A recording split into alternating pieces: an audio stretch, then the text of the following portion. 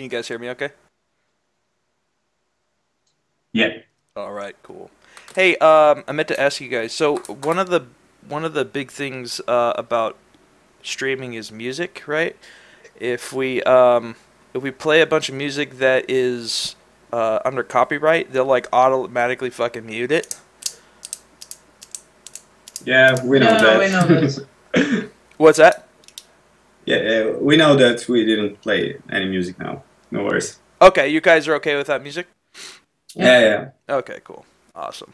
We'll just Whatever makes you happy. maybe we'll just sing or something. Are we live? No, not yet. Cool.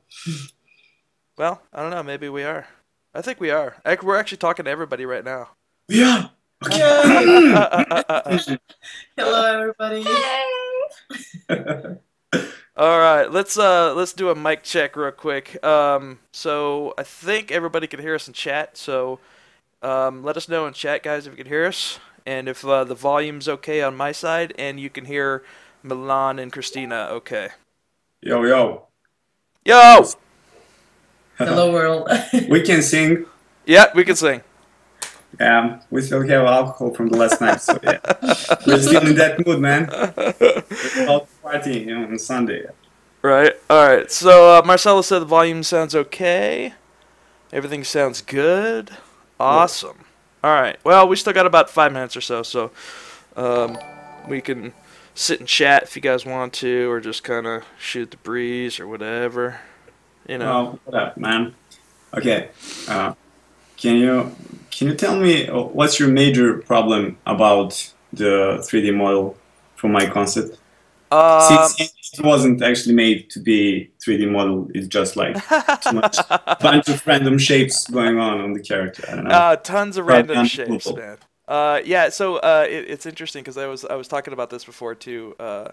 And guys, we'll get to kind of like the overview and everything like that as soon as about 5 minutes or so, we'll give you guys an overview of how everything's going to go and everything. But we're just going to kind of chat and fill the time until then. So, but yeah, it was definitely interesting. Like trying to get this guy like blocked out in 3D. All right, especially his shoulder blade. Like that was just like what the. Yeah, actually, that shoulder blade was made from too much happy accident stuff. Yeah, no, I mean that's the cool thing is like that's what makes it really interesting though, you know? It didn't meant to be a hard surface, but yeah, it is. Sorry, man. That character to model, so yeah. That's funny as when you're doing just like regular 2D concepts, so like you don't really think about like the poor modelers that have to try to interpret what the hell you were thinking, you know? Oh yeah. Well, usually when I'm modeling for 3D, it's ortho stuff. So yeah, modeling from front side and back view. And in that case, there's no too many problems going on. Right. So yeah, I don't tell anyone who had modeled my character, my personal character. Right. Maybe you and one or two guys, but yeah, sorry, man. Sorry forever. Well, that's okay. I mean, at least you have some sympathy for us. You're not just like, yeah, dude, sucks. Well, whatever, sucks for you. Okay, so look, tell me, you can model and talk like very easy. Yeah, yeah, yeah. Did you try to design something from blank page and try to talk? No, that's a whole nother side of the brain, and I could definitely understand like, you know, trying to like come up with that side of the brain. You know, that's a whole nother thing. I don't think I can do it, so I completely understand that it's tough. You know. I actually just asking because I'm not into 3D and I really don't know how that stuff is going on if you're doing it 3D. Is it easier to talk when you're modeling or it just too complicated to talk when you're painting? Except you're not AJ. So since we're not AJ, Right. it's Yeah. It's easier for you since you're like talking English pretty well, and I think it's really hard when you really concentrate on like what you're doing and drawing, and then you have to like think about what you're talking about, and it's not your mother language, and that's kind of and it's not our mother language. Yeah, so I think that's the biggest problem. Like if you want to talk while streaming, Right. and drawing at the same time. Yeah, but Yeah. same time is good because we are swearing too much. Right. Well, hey guys, looks like we're having just a couple of audio issues real quick, so I think I'm gonna try to maybe is there a way to turn your microphone down a little bit? I think it may just be kind of maxing out on your side. Okay, give us a second. All right, stick with us, guys. We're just trying to work out the bugs. You know, the bugs never really fully appear until you go live anyways, right?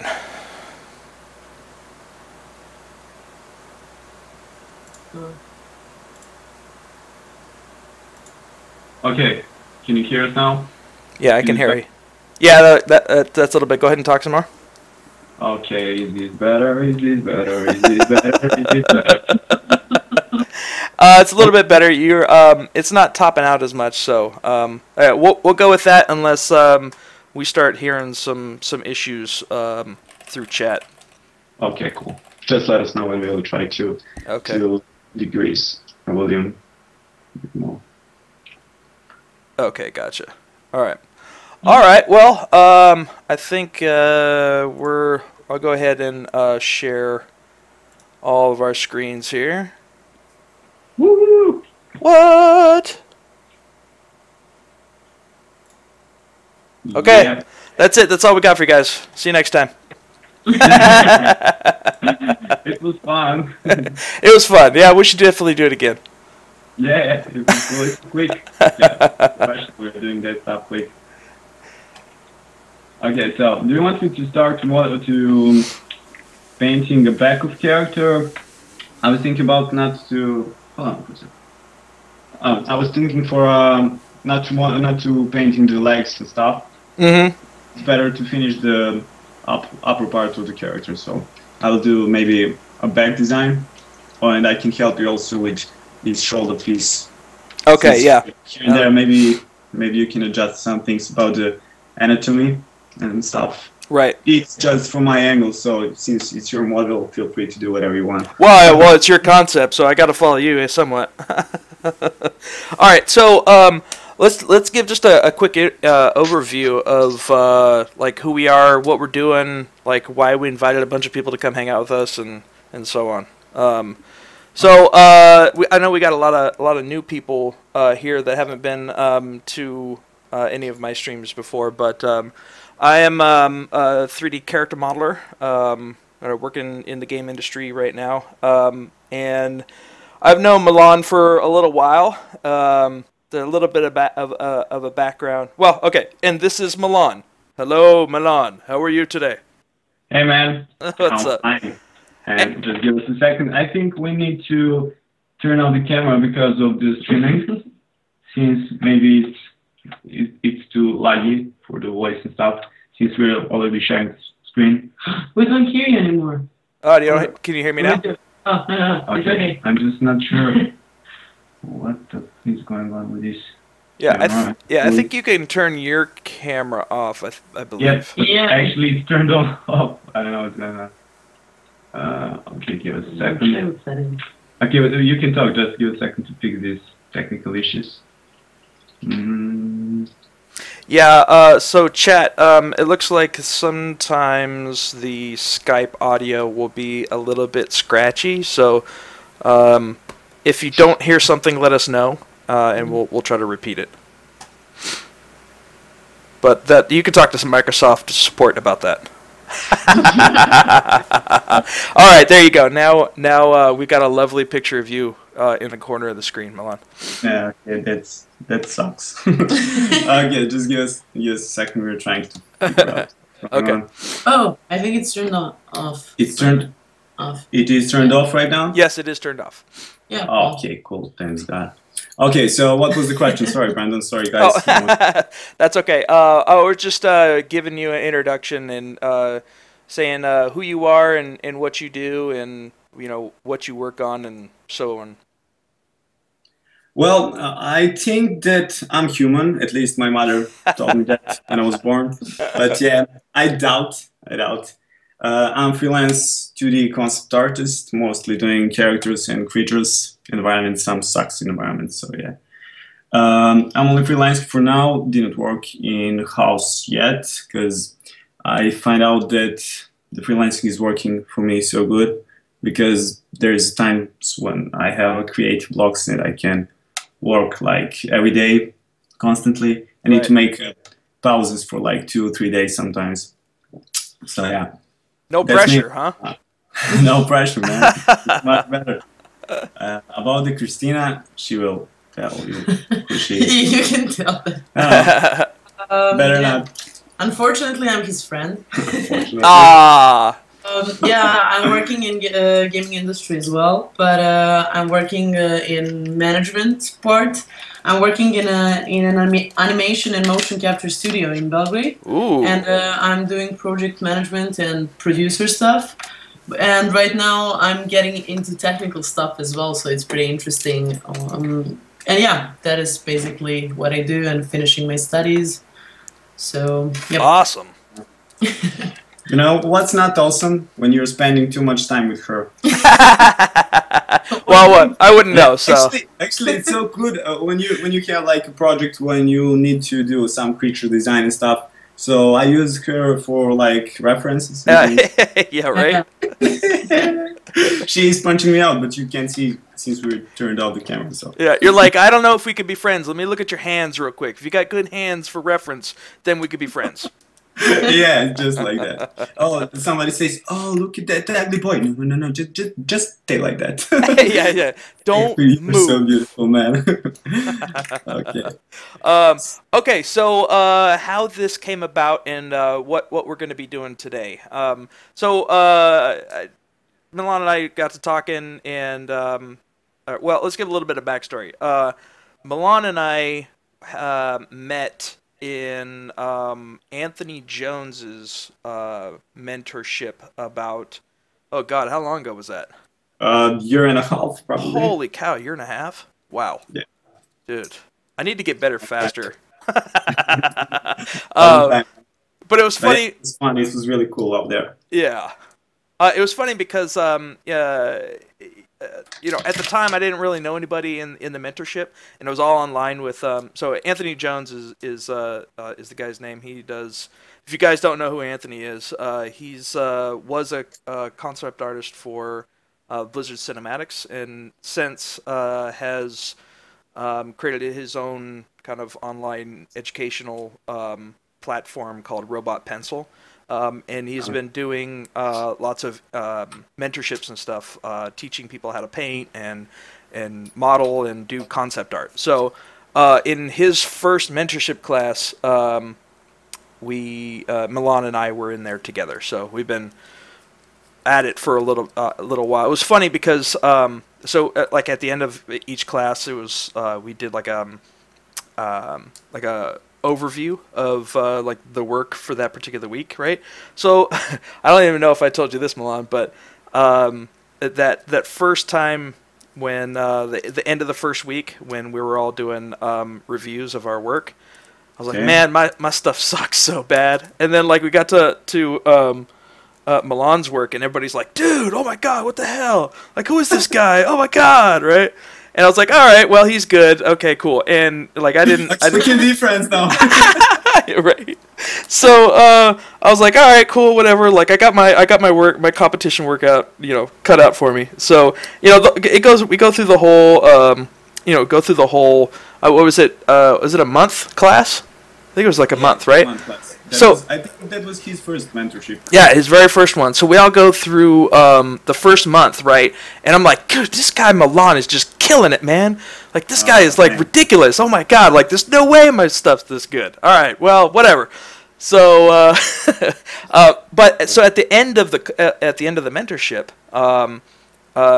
Anthony wanted to do portfolio reviews for us, right? He's like, oh, you can do one last critique or you can do portfolio reviews. So I was like, oh, I would appreciate a portfolio review. And then, you know, he looked at my stuff. And he's like, you kind of suck, but that's okay. But and then it's funny. So he ends up doing Milan's portfolio, and I start looking at Milan's stuff, and I'm like, oh my god, I totally know this guy. What the hell? So it turns out that I had been collecting a lot of your previous artworks as inspirational like reference material. I was like, holy shit, he's the guy that did that? Oh my god, no wonder why he's so good. Yeah, man, I'm doing that too. I'm using a lot of other artists' works for references, not for reference like to copy stuff, just to get inspired. Inspiration, yeah, exactly. Yeah. Exactly. Yeah. Okay, I didn't know that you love me that much, man.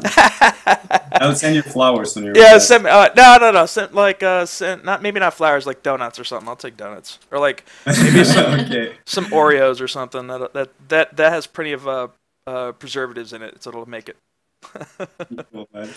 So how this came up, right? So I had been doing 3D models from established concept art for a while now. I did one of Anthony's pieces, the Diol's character, and that turned out really good. And I got a lot of really good feedback from artists in the industry, and they said, you know, you really need to, as a character modeler, you really have to be able to take somebody's concept and make it into a reality, right? It's all about taking their ideas and making it into 3D as best and as true as you can to the concept, right? So I'd been following Milan for a while, and I saw all of his work, and I was like, man, one of these days I want to model one of his characters, right? So a couple months ago, I was like, hey, so I saw Ham, this guy, and I was like, dude, this guy is. Was it this guy? Well, it was this guy, and I think it was one of the other ones too. I forgot which one, but that one started the conversation. But this guy had always had like a little special place in my heart. So I was like, because it's mixed with organic and hard surface stuff. So yeah. Right, exactly, and it's like humanoid, right? It's not like full on creature. So. One of the big things for a character modeler is, I was just watching Blur Studios' little Gnomon presentation. They're talking about like portfolios and like what you should show and what you shouldn't show. And one of the big things that they were saying was, you know, like being able to do like a realistic human looks much better than doing like a creature, right? Because it's much tougher to be able to. Yeah, right. Because everyone knows how the humans look like. No right, exactly. Like. Yeah, right. Exactly. So this guy falls like absolutely perfectly in line with like what I want in my portfolio, and it's like, you know, it's Milan, dude. Like he does sick ass work, right? So go ahead. No. Oh. So that's how this all kind of came up, is like, hey man, I want to model this guy, and he's like, okay, cool, all right. So I said, hey, let's dual stream at some point, and you know, look at you know, working on 2D concept in tandem with the 3D modeling, right? So that's kind of how we come up with the idea here. So yeah, long story short. It was. I was thinking about to learn 3D just because I wanted to model my stuff. Yeah, I just wanted to watch them moving around and stuff, you know. Yeah, right. I find out that I need to learn a lot of 2D, so I'm not ready yet to go into 3D stuff. Right. Not yet. Maybe next year. I don't know. We'll see. Honestly, I think from the rest of us, that's probably a good thing, because if you got into 3D, all of us would be screwed. Oh no, I don't have a passion for 2D. And I think if you want to do something to be like really badass, you're supposed to have that passion for stuff that you're doing. So yeah, since I don't work like 3D, I like the brush strokes, the excellent things, and you know, painting, just drawing, designing. And I think I'll never be that good in 3D because I will not spend too much time doing 3D. So no worries, man. Okay, good. Your future is safe. All right, I feel better now. But yeah, you should. Did you saw AJ in like real life? Oh yeah. I went down to he had the Creative Juice Expo. Uh-huh. So I went to the Creative Juice Expo, and I've been at to the Robot Pencil office a couple of times, just doing work because I was in the area. Really? Oh Oh, yeah, okay. yeah. So yeah, he's a good guy, man. That guy is just exudes awesomeness, you know. Yeah, we met him last year in Croatia. It Oh was right. amazing. He's badass. Yeah, but I wanted to tell you that you should broke his finger or something like that. Because he's doing 3D and 2D at the same time. Probably animation, but we just don't know that yet, you know. Right. He's doing everything. He's doing everything. Yeah, exactly. Well, his We love you, guy. yeah, his 3D stuff is pretty good. Yeah, he's good. Yeah. He's leveling so fast. I don't know what he's eating for breakfast. He's eating his Wheaties, man. Do you guys have Wheaties over there? Wheaties. Wheaties, it's like a breakfast cereal. Actually, we have we have a breakfast cereal, but just I think we don't have that one. Oh, okay, got it. Whatever that is, man. It must be an American thing then. Yeah, sure. Do you have Schmarky? Uh-huh. Okay. Hold on, Cheers. your guys' audio is messing up a little bit. Oh no. Okay, can you hear us now? Still a little bit weird. How about try it again? All right. I'll Can you try hear to us? restart everything. Can you hear us now? Yeah, No. it's a little bit better. I think it may be that I don't know if Microsoft can handle the awesomeness that's going on. So I think that's a problem. they're like, we must cut off the audio. Too much also is going on. No, wrong slide. Right. So I think it's from what it's. By the way, sorry guys. There's always some kind of technical difficulties, especially in a dual stream across the world. By the way. Yeah, right. So if and when the audio cuts out, maybe I'll just have Milan and Christina just hold off for a second until it becomes better, and then we'll get back to it. It's always good if you restart it. It's happening with Skype. Yeah. Maybe next time we'll try like Google Hangout or something that might be a little bit better. Yeah, maybe that's good. That's good options. Okay. All right. So this is going to be kind of just like just an art jam, just kind of a laid back style where Milan's going to be working on furthering the concept based on the 3D model that I've done, and I'll be kind of fleshing out some of the stuff that has already been cemented in the original concept. So just kind of just a little art jam. Nothing too crazy. So yeah. And I'm also working on making your life harder. You're working on making my life harder? Yeah. I know. I'm trying to complicate this design as much as I can. I know. I'm looking at it now. I'm like, oh no, don't do that. No, don't do that, please. No. Don't. Oh, damn it. Yeah, I'm sorry, man. That's okay, I man. don't know what I'm doing, since it was some kind of thing that I was doing when I first started with this character. I didn't know what I'm doing. So yeah, but I'm watching this shoulder piece from the other angle, actually from the back, and I don't know what's going on here. It's like not my design. Okay, I think one thing, are you about to try to polish these hard surface stuff going on here? Yeah, hold on 1 second, guys. The audio's going again real quick. Just give it one more second. Okay. Roger. Okay. You hear me now? Yep. Yeah. Oh, perfect. All right. Sorry. Go ahead. What were you saying? Now, I was asking, are you about to polish more of these hard surface stuff? Yes. Yeah, like absolutely. Yeah. Right now, it's just mostly just placeholders for trying to get the overall shape in 3D, and kind of like, figuring out, how far it goes back, or, are the little wings you know, tilted more, or you know, they have something else going on. So yeah, those will all be like polished up once the overall aspect of the shapes are finished. You know. Okay, cool. Okay, can you tell me how hard it is to change anatomy now, since you already have some design pieces on the character? So that's the great thing about 3D, especially ZBrush, is that It's layered. oh, dude, it's like, right. So let's say I want to change like anatomy, right? Mhm. Like, oh, well, his chest needs to come out like this, right? Or like his back needs to. You can see my screen, right? Yep. Yeah, but we have delay since Oh, damn, Okay, watch the damn Twitch. delay. you can see it.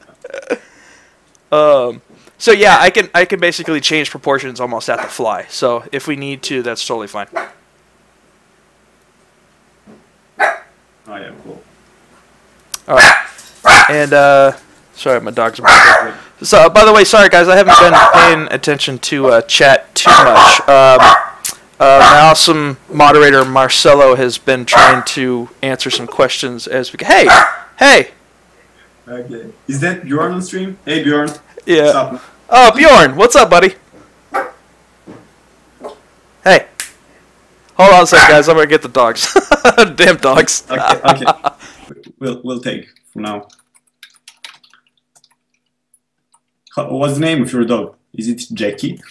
Okay, never mind. It's a stupid joke.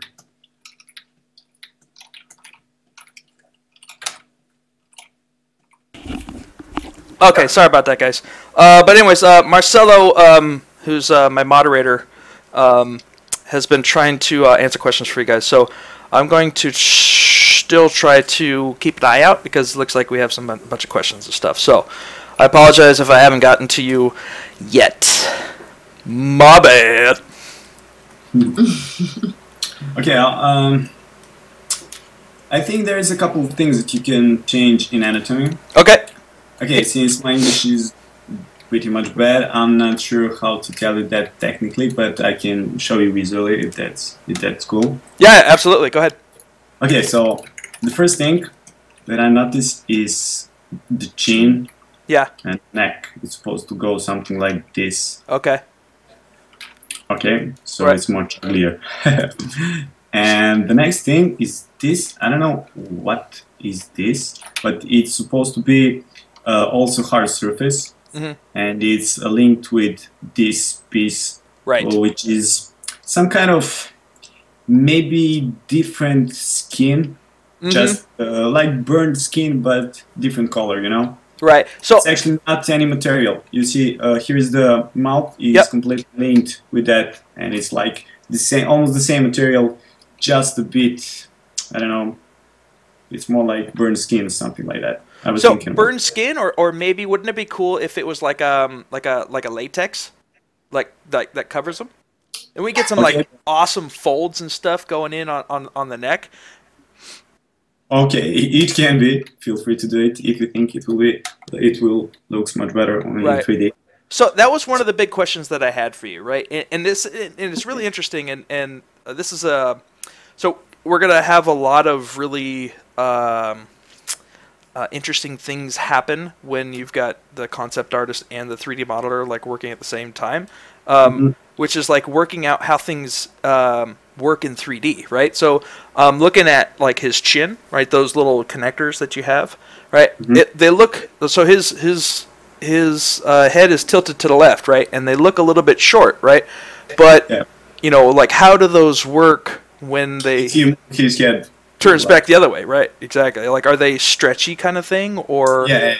It could be. Okay. That's good. Or maybe they like will like loop down when he turns one way, and there's like a lot of slack. You know what I mean? I don't know, too much options. I really didn't think about that. Yeah, feel free to explore, man. Okay. Whatever you want. It's all cool. Okay, so this part of let's call it latex, right? Latex, right? Not Okay, cool. supposed to be this much separated. It will be cool if it's fitted to his skin. Sure. So yeah, it's like smoother, you know. Right. Okay. But these things is going like under his skin, something like that. Right. If you understand. Yeah, yeah, and it like pulls at his skin, right? Yeah, right. So it's stretching out here. Right. So And if we're looking at his actual skin on this side, like right, it actually looks like it's pulling on his skin, right? yeah, something like that. Okay, Cool. about mouth. He's supposed to have a much bigger mouth. So let's do it like this. Do it now. Look it good. Ah, okay. Something like this. I don't know. Right. So it's almost like a Joker smile. Something like that, but he's not smiling actually. Right. Right. Just a bit bigger mouth. That's all. Okay.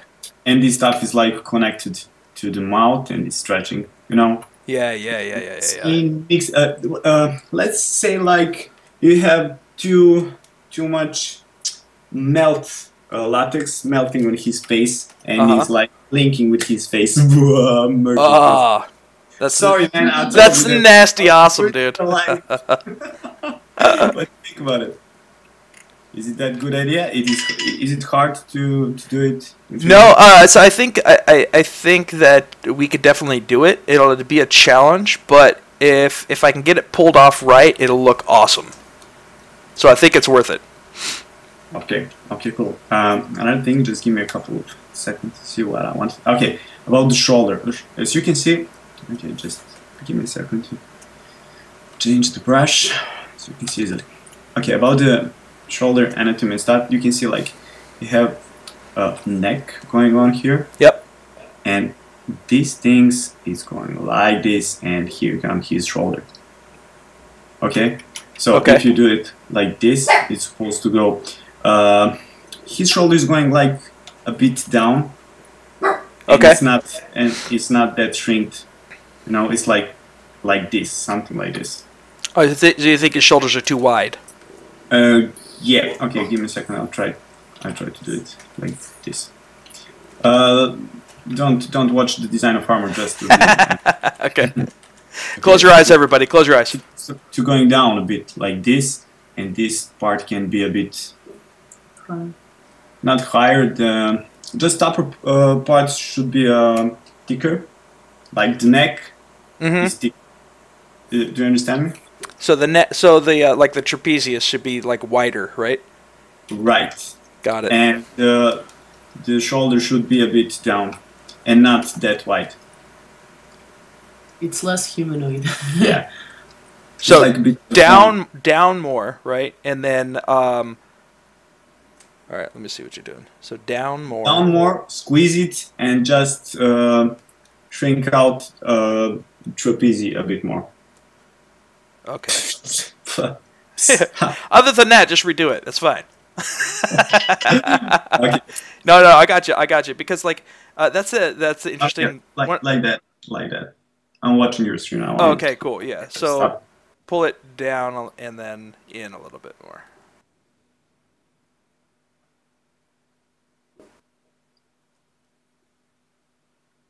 Yeah. Brainchild TV is talking about having that the triangle on his head like indented. That would be cool. Yeah, I can, but okay, I can do it. I didn't want to because it's already armor on his anatomy. So yeah, give me a second. You can do it like this. Yeah, actually, I'm using a lot of liquify for paintings. Liquify is awesome, dude. That's like the move tool in 3D. Yeah, I can easily fix everything. Okay, so something like this. Alright, I'm watching it. I'm watching. Something like this. Okay, this always a bit like this. Something like this. Okay, I got you. And watch this. Just this upper part. Just upper part, okay. Yeah, something like that. Did you understand me now? Yeah, absolutely. Okay, so you can see the difference now, right? Yes, yep.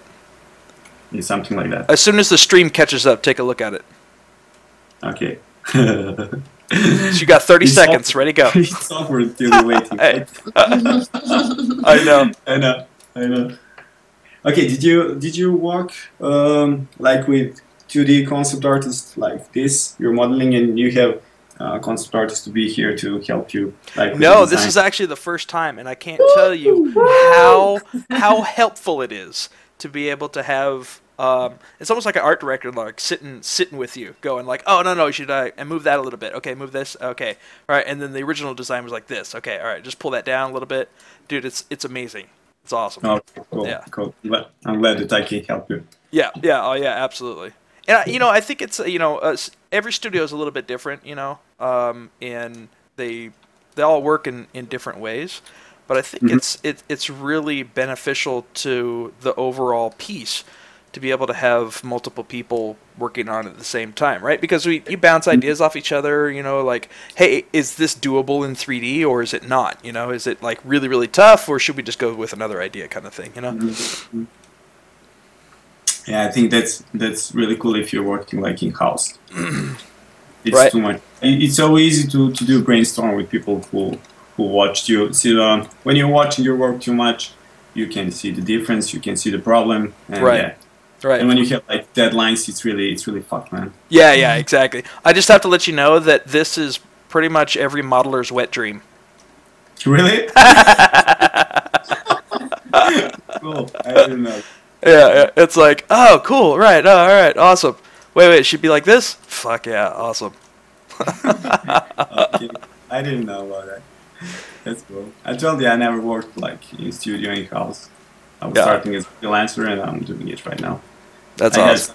some good opportunities to work in house, but yeah, I kinda don't want. Not yet. Yeah, exactly.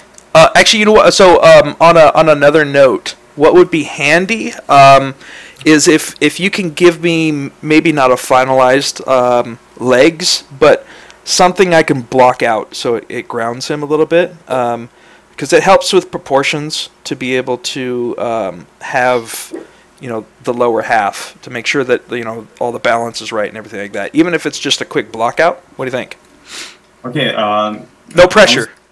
Okay, we can do it on the next stream. What do you think about it? Okay, got it. Next stream. All right. I think I'll try to focus now on this back design. Okay. Is that okay? Yep. All right. So you focus on the back design, and if you've got any questions, let me know, and I'm going to start continue work on his face. Okay. All right. Everybody hush now because he's using the right side of his brain. Yeah. Silence, please. That's okay. Now this will be a good time for me to chat with people in chat and say hi and stuff. So answer some questions or whatever.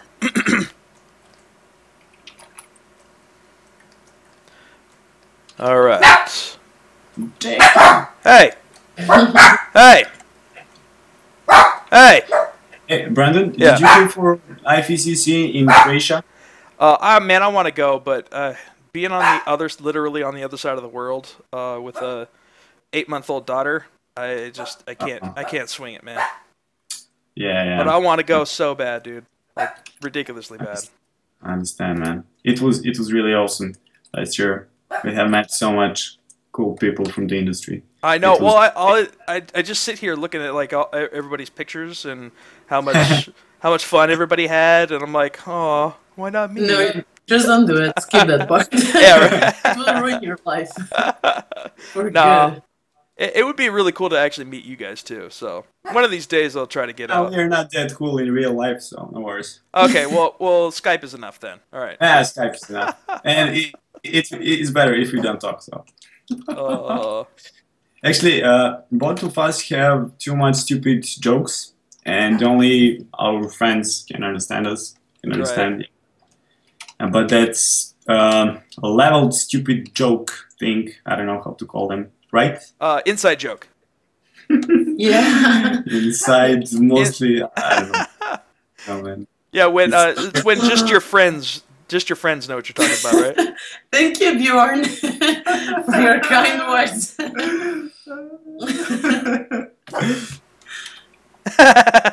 I just read that. That's funny. Oh, you have a weird smile. I think you can be our friend. Yeah. Okay. All right.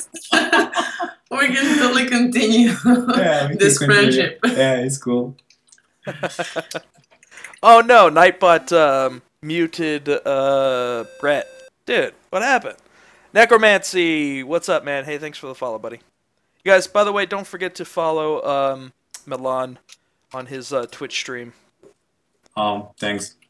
I got you back, dude. I got you back. Thanks. You don't have to, but yeah, if you want to. I got you, man. I got you. Okay, I still don't know what's going on here. I'm trying to do this latex thing, so... Bjorn just got muted, too. Okay, well, why don't you turn off slow? Turn off slow. mute. Oh, it happens when you type all caps. Okay.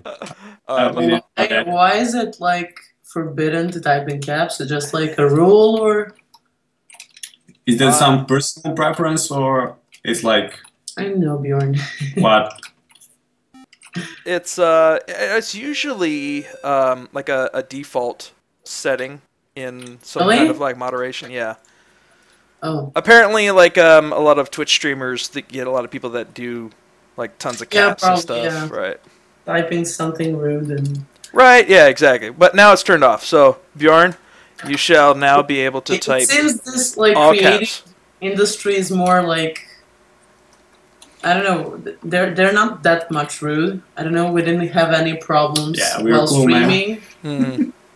You know, like I've heard some horror stories about people just getting trolled and like totally messed with on Twitch and like when they're streaming. There's a lot of people that have too much free time out there, and you give them a platform to mess around on, and it's gonna happen. You know. Yeah, I have a friend who is actually a professional troll. I know that kind of people. It's good if you know them, like, okay, it's funny, but if you don't know, it's right. Weird. It's a little weird, yeah. You're like, all right, can you just stop being awkward and weird? That'd be awesome. Yeah. Just shout out to Danny Mack. What's up, buddy? Hey, I heard that you had an addition to your family, man. Congratulations on the baby. Oh, nice. Yeah, he's actually another streamer on Twitch. He does a lot of ZBrush work, and he does mostly like stylized Disney Pixar style work. Really? That's cool. Yeah. What his name? Danny Mack. Danny Mack. Yeah, he's in the chat right now. Yeah, I can see. Actually, I'm watching a stream and Christina is painting. Hey. Right, Christina's painting. Hey, man, that's a really nice painting, Christina. Wait, thank you. She's working hard. Doing my best. Yeah. One day you'll have my special art piece. One day. All right, and then I'll be able to maybe I'll model that one. Yay! That would be amazing. Just wait to see that one. Yeah, I have to take a look at the concept first, though. I can't commit to anything yet. Okay, I'm trying not to complicate things too much here, man. Yeah, well, just still be true to the concept. Don't pull back just for my sake. It's all about Ham, man. We gotta give him some love, you know. Okay. But don't go crazy, though. Okay. Just don't go crazy. Just don't crazy. Don't go crazy. Hey, dogs, can you stop barking for a couple minutes? That'd be awesome. I think they don't like us. No, they're I got some. I can understand him. Yeah, I got some the workers doing some yard work outside, so that's how it goes. Yeah, it's like 1 p.m. there. Yeah, 12:45. Yep. Yeah. Something like that. 12 something or other.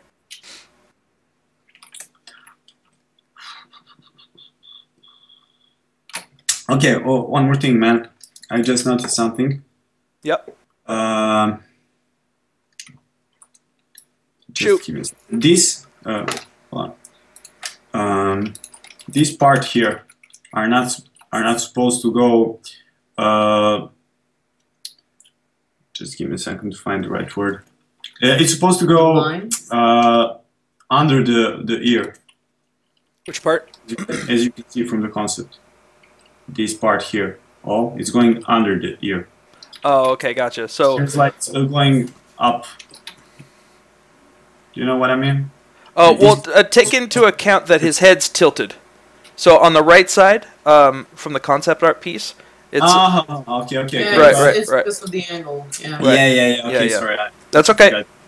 Okay, cool. Now, Go about your business. just continue, sorry. All right, I'm gonna. Okay, cool.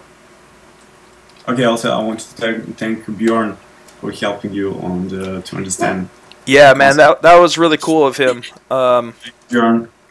He was like, "Hey, dude, this looks like crap. You should fix it like this." No, man, he was awesome. You know, I'm always up for constructive criticism, especially from Yeah, it's really helpful. It's really helpful. very much so, very much so. And a lot of people don't want to accept critics what's bad. Right. Well, here's my stance on critiques. Right. If you're an artist, you should expect harsh critiques. Like if you can't take a harsh critique, you know, like take a look at what you're doing in life. You know, that's just part of art. Like you have to have somebody that comes in and says, "Hey, you should change this and this because it looks like crap." You know, and not be able to take offense to it. You know, because it's really about the art and not about like hurting or protecting your feelings. You know. Yeah. Okay, I can talk while I'm trying. That's okay. I'll chat. It's okay. Your audio's going out right now anyway, so it's perfect timing. Okay. All right, what's up, guys? Hey, Daddy Mac, what's going on, buddy? Let's see, who else we got going on? Cody, what's going on? Jonas, what's going on? Let's see, who else is here? Oh, Santa, what's going on? Thunder Shiva, maybe one. All right, maybe one asked, what tablet am I using? Or are we using? I personally am using Intuos 5. That's what I'm using. What are you using, Milan? Intuos Pro, I think. Intuos Pro, probably the same thing. Yeah. Yeah. What's the difference actually with Intuos 5 and Intuos Pro? I can't see the difference. There's a big difference about the design, but I think technically they're working the same. Yeah, exactly. I think it was just them realizing that they didn't have anything new yet, and they just wanted to release something again so that people could buy it. Yeah, it's probably marketing stuff. Yeah, I was thinking about that. Like, what the man? Right. Intuos 5 just came out. What's going on? Yeah. Like, Pro, the same one with a different name. Yeah, different name, new sticker. And it's of course not cheaper. Yes, it's more expensive because it's got a brand new sticker. He's for professional. Yeah. Okay, Now in Pro version. I like that one. Oh, it's so stupid. Oh, that's awesome. Hey, Marcelo. It looks like so.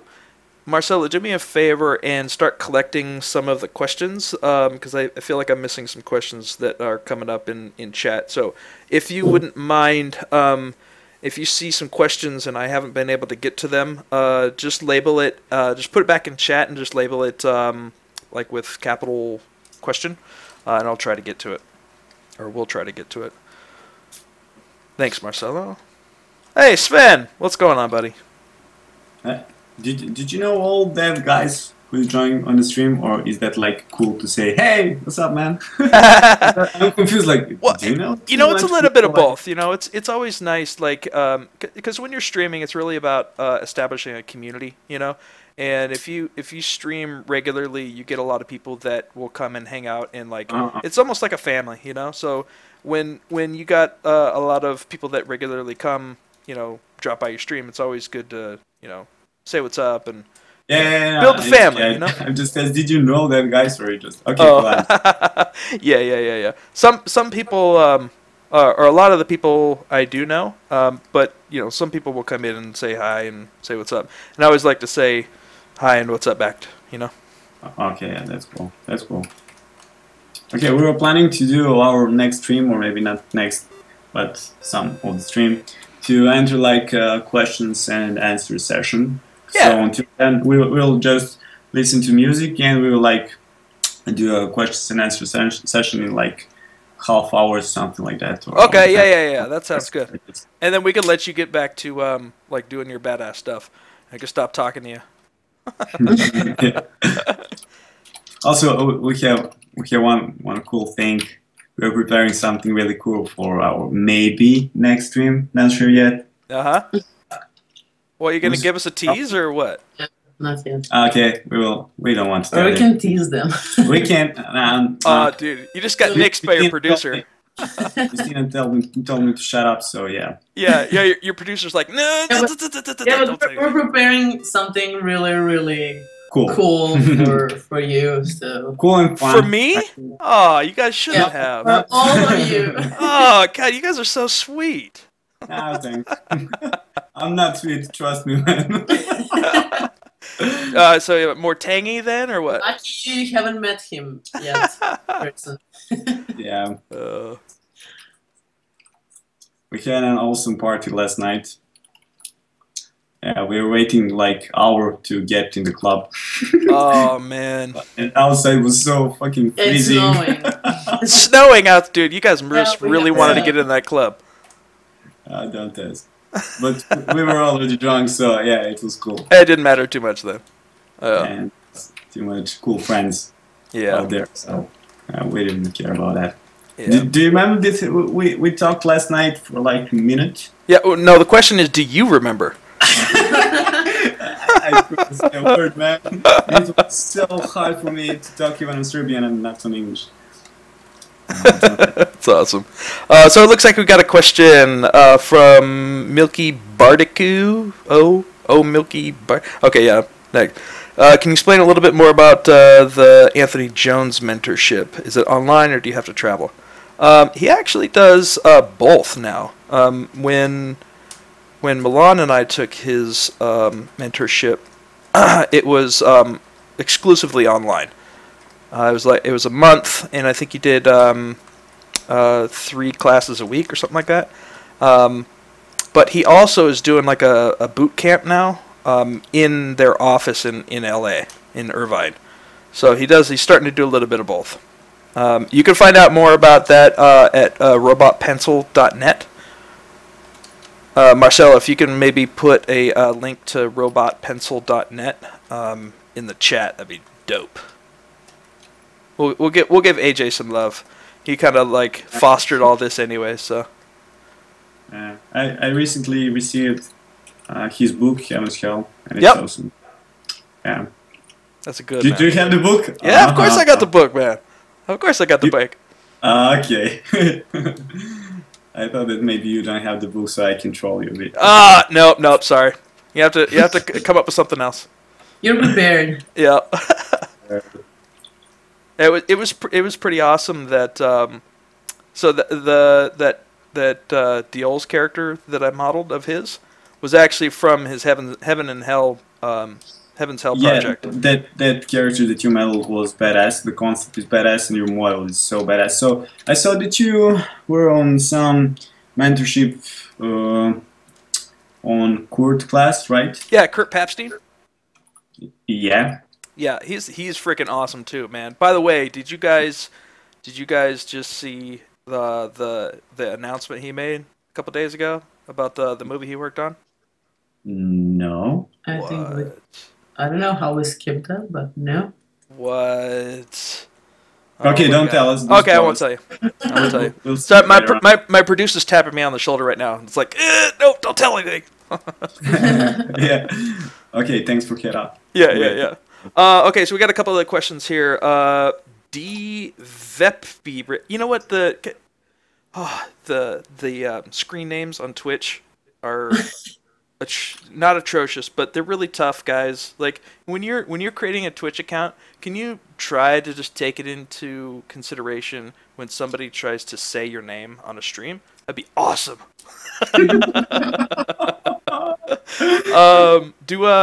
So at this one's at me. Do I do tutorials and stuff like that? I tried working with some 3D programs like Blender and Unreal, but I hardly failed. At this moment, I am I'm really focusing on portfolio work, and I haven't done any tutorials yet. The kind of the most that I do are streams like this, where I kind of am working in real time. But I usually will give tips and tricks and information about the industry and of what I know, of what little I know. But yeah, that's kind of like active tutorials that I do right now. So I usually will keep my weekly schedule up on my Twitch page. So if you'd like, follow, and then you can come hang out and learn some ZBrush and as well as some other stuff. So do I have? So this is from Salisk Design. Brendan, do you have some stuff from the mentorship to show? That's our friend. Oh, that's your friend. Oh, all right. That guy. You guys. I know that guy. I know that guy. You know that guy. Okay. All right. Well, should I show that stuff or not? Is it? No. Yeah. You guys don't want to see my stuff from the mentorship. It was bad, dude. It was all bad. No, man. It wasn't. It was great stuff. Mine was bad too. Yeah. But all right, look. If you say yours was bad and that mine was good, you've lost all credibility. Sorry. No, it's good to see the progress. Sometimes I check that things like to see what I learned after that mentorship, and it's cool. Yeah. So if you go to my ArtStation, it'll have some stuff on there. It was just some paintings. I don't do painting very much, so the stuff that I turned out during that mentorship wasn't the best. All right. Okay, so we're making some. Okay, so a question from Thunder Shiva. This is for ZBrush. Can you explain to us quickly about what polygroups are and what situations that you would use them? Yeah, polygroups are basically like quick masks, I guess you could say. So let's say for the pieces that I'm working on for the eye stitches, each color is a different polygroup, and I can hide them by polygroup, right? So like if I just want to work on this one, I can literally just hide all the other ones because it's hiding a different polygroup, right? Or I can hide this one, or anything like that. So it's really more of kind of like quick masks. Let's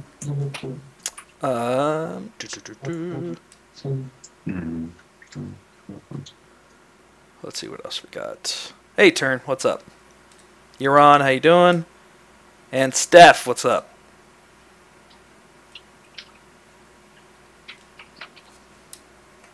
Yeah, I would say the amount of stuff that I learned from both Anthony and Kurt is invaluable. If you can get into Kurt's mentorship, he does his is a little bit different from Anthony's, but if you can get any kind of time with that guy, man, he is a amazing modeler. So if you get a chance, do it. I'm not sure if he's actually doing them anymore or not, but it's been a little bit a while since I've worked with him. But if any chance you can get to learn from Kurt Papstein, man, just do it. It's amazing. That guy's awesome. His models, man, it's really good. Yeah, he has awesome designs out there. Oh man, did you see his stuff that he did for Evolve? Yeah, of course I saw that. Dude, it's just disgustingly awesome. You know, you're like, how are you so good? Stop it. It's awesome. It's really good. Yeah. Okay, so can you check out this back design? What do you think about that? Do you have any feedback or something like that? Yeah. Would you like to change something or what? Just feel free to say whatever you want. Yeah, give me 1 second. The audio's being funky again. Okay. Let Microsoft kind of figure out what the hell it's doing, and then we'll get right back at it. Oh, hey, Dan, what's going on? Glad you could make it, buddy. Okay. Yeah, so it sounds like you guys are okay now. All All right, so I'm taking a look at what you're doing on his back right now. Still not sure yet about So- the design. We're just figuring out the shapes. Right. Let's see. So it looks like he's also got the tattoo work on his shoulders, right? His traps as well. Oh, yes. Actually, I have done a tattoo on his chest, and then I just duplicated and work it a little bit. Yep. Yeah, that's exactly what I think I'm gonna do too. Is I'm just gonna use a stamp. Like I'm gonna do half of that little butterfly as a color stamp, and then I'll just do the same thing you did, just in 3D. I can do you on some of the next streams. I can do design of that tattoo. Yeah, you want to get me that flat image, dude? That'd be freaking dope. Actually, I will check. Maybe I have in my layer of this original file to design. Yeah. Or maybe I didn't save that one, but yeah, I can draw it again. It's not a problem. It will take me about 10 minutes, something like that. Sweet, man. Yeah, that would be awesome. Okay, cool. Okay, what you think about putting latex on his back? You know, I think that would be really good because it would be a nice echo to what is on his chin and neck. I think if it had it in a couple of at least one other area, I think it'd be awesome. That and anytime I could do like folds and stuff, it's awesome. Looks dope. Okay. And also it will be good because of the contrast, since the latex is kind of darker than the skin. Exactly. Yep, it's pretty shiny. Yeah, it is pretty shiny, and I'm pretty shiny. I'm fair. Okay, so you like the idea? Yeah, I love the idea. Yeah. Hey, you know what? Maybe you can do some of those little things that he has that are connected to his chin on the collar. Maybe you could do some of that come down from like the hard surface shoulder piece that you're doing right there. Sorry, can you repeat one more time? So the connector pieces that go into his chin. Ah, these parts, okay. Right. Do something like that on his back too for the latex. Yeah, right. That's a good idea. Yeah, I can connect this back part with the latex that way. Right. So it will make sense for design. Okay. Yeah. Thanks, man. Yeah. Good idea. So I got another question here. Baby one asks, how many years of experience do you have? What CPU and RAM and what size is your tablet? Hey, that's kind of a personal question. What size is your tablet? The biggest one. Yeah, the biggest one. No, I would say it's a good size. Good size. Enough. Normal. Just extra large size. I'm kidding. It's large. It's large. Wow, the stream got really awkward really quick. Okay. Oh man. No. So I guess we could do both sides. So how many years of experience as a concept artist and or drawing, painting do you have, Milan? Well, I'm working for like 2 years in the industry, but I actually started in the early 2008, I think. But I quit really quickly because in that time I didn't have any tutorials or things to learn or from who to learn and stuff, you know. Right. And I was focused on graphic design, and I was on University of Art on graphic design. So after just 2.5 years, I decided to quit with graphic design and to start doing concept art painting. Dude, you can definitely tell that you have graphic design background, man. Really? Oh, dude, yeah. You know, and that's the thing too. Is I also have a graphic design background. I started probably about 6 or 7 years ago working in graphic design, and you know, it's kind of like one of those things where you know, I believe that everyone should have to work in a restaurant industry at some point. Just so they aren't, you know, they have that experience, you know, under their belt. It's the same thing that I feel with graphic design, right? I think that you should, as an artist, that you should have design in your blood, you know, to work on graphic design stuff for a little while, and I guarantee your designs will come out a ton better. Yeah, right. Definitely. Right? Definitely. Yeah, I was also really good in graphic design, and everybody told me that I'm so crazy because I'm quitting with the design and trying to do something completely different. Yeah. Since the concept art is really different. Yeah, but I kind of feel that graphic design was I couldn't explore whatever. I couldn't especially hold on. Express. I couldn't express myself with graphic design. Right. There was like too much energy going on, but you know, graphic design, flat, one Yeah. color, text, it's simple stuff. Okay, I love graphic design, but I found this most. I have a passion for this, and that's it. Also, if you're asking for spec, I have a 16 gigabyte RAM, iMac 27-inch monitor, and that's it. A large tablet, I don't know. I think all of those stuff is not that important. Yeah, I've seen a lot of people or the great artists work with limited palettes per se. Like using like Photoshop CS5 or something. Yeah. Right, and they still make super dope work, right? So it's right. It totally doesn't matter, man. Yeah, it's easy to think like, well, I got to have the right tools. Yes, you do have to have the right tools, but it doesn't make or break you. Yes, you need to have a tablet of some kind. It's necessary to have tablet, but and you need a computer. To better. You're right, and you need a computer of some kind.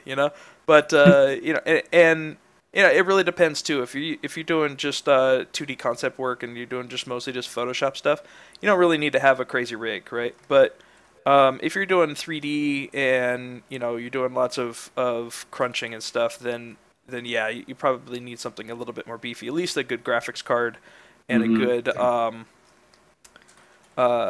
CPU. So me personally, I'm running NVIDIA GTX 960. So it's not top of the line, but it definitely gets the work done. And I'm running like a Intel i5, like mid-range i5. So like it's definitely not an uber. I'm not calculating weather patterns or anything. Look how important the CPU is for ZBrush, because I know that actually memory is not that important. Right? Yeah, it only becomes really important is when you're trying to crunch like Dynamesh or something, right? You're working in like higher res stuff. Like really where it bogs down if you have a lower end CPU is, let's say if you're going from like a low res Dynamesh to like a high res Dynamesh, and it's trying to calculate all that stuff. That's when it really comes in. But if you have mid grade, it's fine. You can just wait a little bit longer. It's not the end of the world. Cool, man. Yeah. All right. Let's see what else we got here in chat. Do you guys know who Dan Roarty is? Not sure. He's He's working on Gears of War right now as lead character artist. He also just worked on the latest Lara Croft game, the Tomb Raider game. Yep. No, cool, man. Yeah, he's got some awesome work too. His work, I don't know. I know a lot of people works, but I'm not sure about their names. Probably because I didn't met them in person. So. Yeah. Well, if you guys get a chance, check out Dan. He does some really awesome work. Yeah, so you can send me a link later on. Oh yeah, absolutely. And also Kurt. Okay, I see. I have a Kurt in trend, so I'll check that out later on. For sure. All right, sorry guys, I'm trying to catch up on chat and do this at the same time. Yeah, I understand it totally. Trust me, man. I feel it, bro.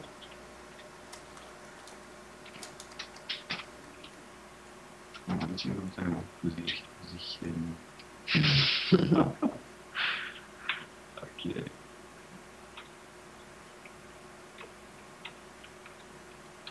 All right, we got Bjorn offering some more advice here.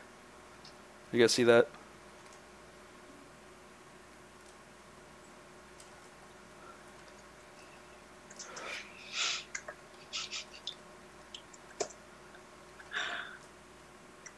All right. So Bjorn says, I think Milan's body is scrawnier than the model. The sculpt is quite beefy. No? I love that. No? Yeah, I think so too. I think he could be a little less wide, and that was what that was probably one of the first things that Milan pointed out. Yeah. We already talked about that, Bjorn. No worries. But yeah, late to the party there, buddy. But thanks anyway.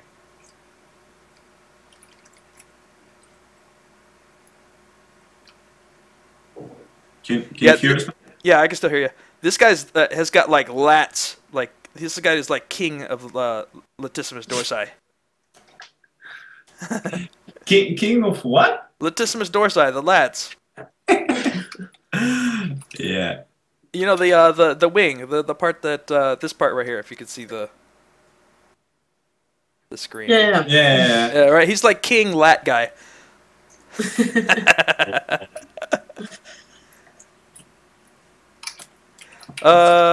Brendan, do you know who Extreme Freak is? No, I have no idea. Oh my god. That guy's, if he's here and he's bothering you, tell him he's a meanie meanie. Meanie. Meanie meanie. Kramer, what's up, buddy? You're taking off here pretty soon. All right. Well, if Kramer's taking off, I guess we have to end the stream. Kidding. Also, posing the character is a bit different. That contributes to the oddness. The sternness of Milan's is pointing down more, while Brendan's is straight up. A lot like Brad Pitt in Fight Club. Yeah, I can see that. It really, I think once I get the legs, or at least the block out of the legs, it'll be a much easier to kind of like echo how the stance is, because right now, like his legs or his the skirt thingy isn't wide enough, right? So it makes it look like his stance is a lot different. But yeah. Completely agree. Like, well, he's talking about his sternum. Also, one more thing, Brandon. Yep. About the shoulder thing. Yep. I think you got the point from the concept. There looks exactly as the concept it is, but I think that maybe it will be a great idea if you can like shrink down size of shoulder a bit, something like this. I don't know. Okay. I think it will look much better. Okay. What do you think about it? Yeah, I think so too. I think that the little shoulder armor piece is probably sticking out a little bit too much, and it's messing with his silhouette. Yeah, and it's kind of all this part of the shoulder, they're kind of all merged down, but they have that bigger cut lines going on. Right, exactly. Yeah, give me a second. I'll try to explain on this one. Okay, something like this. They're like all flat down, you know, like this. They're totally connected. Yes. Yeah. Just that, but they have those cut lines going on. Right. Exactly. Yeah. And I'll definitely be merging them down. Okay. And refining them. Okay. Feel free to say if you don't like any of my ideas. So. Oh my God! I hate everything. What the hell? Oh. Okay. No, man. No, this is really, really helpful. So. Also, one more thing. I'm not done yet. I think. Okay. No, keep going. Keep going. This is good. Hand is too big. Hand is too big. Yeah, okay. Maybe just a bit smaller. That's funny. Not much. Do you remember Anthony's feedback for during my critiques in the mentorship? That's what he said all the time. He was like, "Dude, your hands are too big.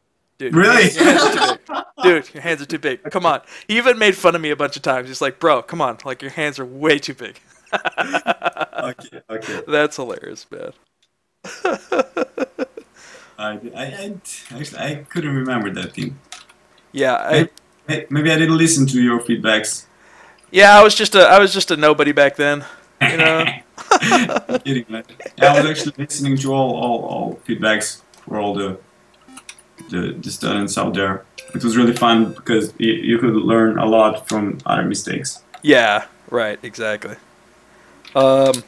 Somebody was saying that his chin is too big, and I completely agree.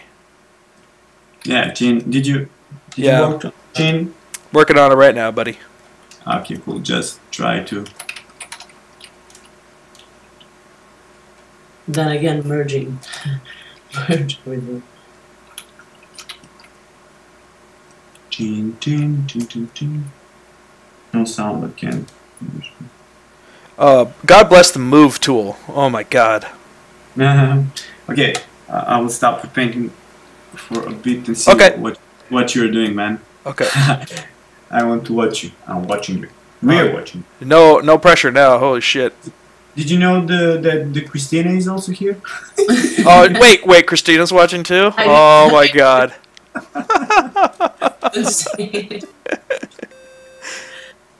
Alright, so That looks much better now. Way better, man. yeah, I gotta fix his neck. I just tilted his head not too long ago and I haven't fixed his neck yet, so like he's got like total broken neck. Oh man, that yeah. That's not right. So bad. My anatomy professors would roll over in their grave right now. Mine too, man. But yeah, I had a really bad professor from anatomy. Oh really? Well, it worked out okay for you though. Yeah, it's why I'm drawing the creatures. Yeah. Not humans, because I'm better with human anatomy. So one of the really cool tricks that I do a lot that helps me with anatomy when I'm sculpting, and this is like kind of some of the things that I do when I'm streaming normally is I'll show like tips, right? So in this particular one, it really helps me when I'm trying to find the anatomy, and the underlying shapes that I have sculpted at the moment are just horrendous. So it helps me to kind of like visualize everything. So usually what I do is I'll just colorize whatever I'm working on. So let's fill it with let's see, RGB. Let's fill it with white, right? And then I'm gonna change my draw color to black, and now I can like literally just let's turn this to off. I can literally just draw right on the model, right? So I could sketch out what the anatomy is doing, right? So here, maybe the Adam's apple is somewhere around here. We've got the sternocleidomastoid coming down from the ear here, like this. All right, and then connecting down at the connection of the clavicles down here. Something like that, right?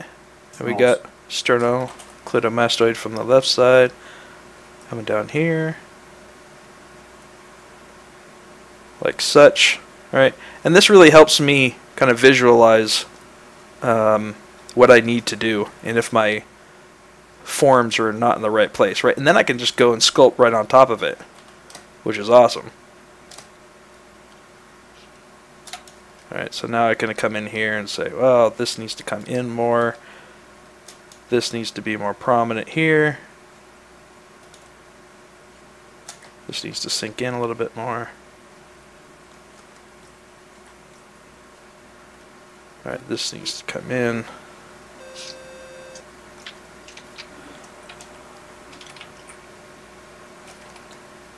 Alright, and then for the skull, oh my god, look at that. Oh my god, that's ugly. Okay, so the skull comes down and ends here. Right, this is the bottom of the skull. All right, and then we have the trapezius, which you're not really going to see, but we got to fix it anyways. So the trapezius comes in.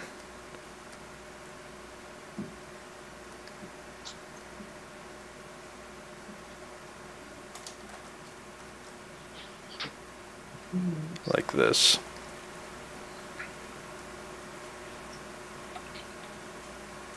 Alright, and then that will help me. Base of the skull. And I'm just kind of scratching stuff in. I just need to know kind of where things lie. Okay, now I need to know. I need to bring this in.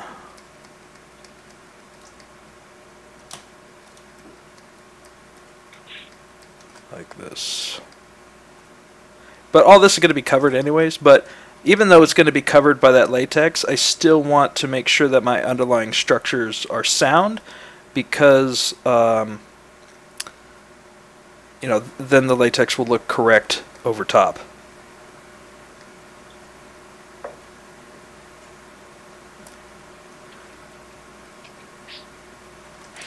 Alright, let's use a little bit of soft polish here. Okay, so man, I will not render all this stuff. I will just keep it sketchy like this. Yeah. Okay, cool. That's no problem at all. Design, okay. I'm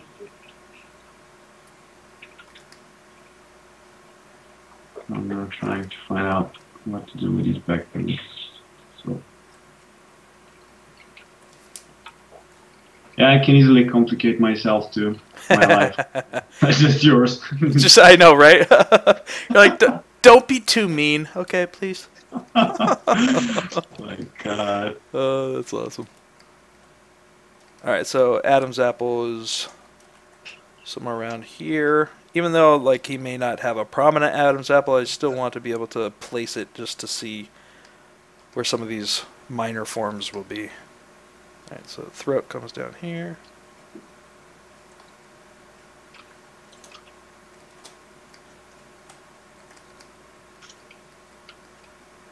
Alright, so now let's turn colorize off and go back to white, and then we can take a look at the structure here.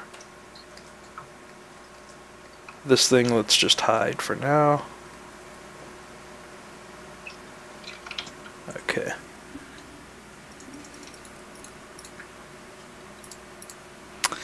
Maybe one is asking how I would go about applying these types of details to a low poly model.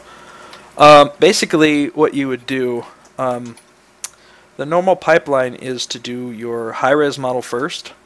Once you have your high-res model done, then you can go and do retopology, where you create a low poly mesh right over your high poly mesh in the same 3D space. And then from there, you can literally just bake all of the details in a normal map.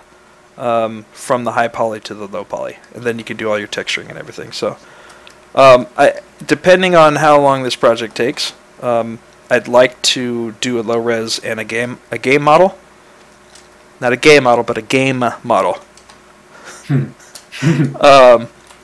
But we'll see how it goes. We'll see how it goes. Hey Brendan, are you going to GDC this year? Absolutely. Are you guys going? I've been there last year, but this year I'm skipping. Oh no! But next year I will be there. Next year you'll be there, yeah. It's definitely it's definitely big for me. This year I'm actually right now I'm actually working as a production artist at Apple, and really? so it's definitely, you know, it's 3D art and it's awesome. It's amazing. But it's not the game industry, right? It's not exactly what I want to be doing. So I'm making a big push for GDC this year to see if I can land something. Yay! Yeah! So I'll be coming out in force at GDC. People are like, God, this Brendan dude won't leave me alone. Fuck. It is really like a great experience to go there. Yeah, it was awesome. Last year was my first year, and it was just amazing. Amazing. I did land some work last year. I connected with Justin Gilby Fields over at Ironclad Studios, and I actually did some work for him this last year. So it was definitely good, definitely good. Man. Yeah.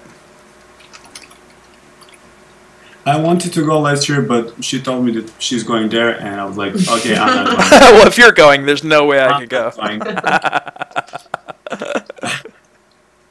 That's awesome. Okay, sorry guys, I've been kind of not paying attention to chat too much. Let's see what else. Oh, Bjorn looks like he posted a quick paint over. All right, are you ready to see Bjorn's paint over? I think we did. His idea explanation? Yeah. Yeah, we saw that. Okay. So right, I totally got it, Bjorn. I got you. Or his what he was saying is that the whole chest and the shoulders are further back than the hips, right? And usually when you're in a regular stance, the shoulders are right above, or maybe even just forward of the hips. But when you're sitting back like this, yeah, I definitely see that. Yep. Cool, Bjorn. Thanks, man. I get you, buddy. Mm-hmm. Let's see, Santa. Santa, what I was doing for sketching out was, in case any of you guys missed it, I just used the standard brush on RGB, and then whatever model I have, I'll go ahead and just colorize it. I think colorize is in, I don't even remember. Subtool? No, geometry? No, colorize is in polypaint right here, under colorize. You guys can't see that because it's covered up. Alright, if you go to the toolbar on the right hand side, go down to polypaint, there's a colorize button, right? So you hit colorize and it fills with whatever color that you have selected. And then I can go and choose a different color, use RGB, and then I can just literally just draw right on it, right? And it's just polypaint. And when I'm done with that, I can turn off colorize and then go back to white, and it will fill with white. So that's how you could do like quick sketches and stuff on it.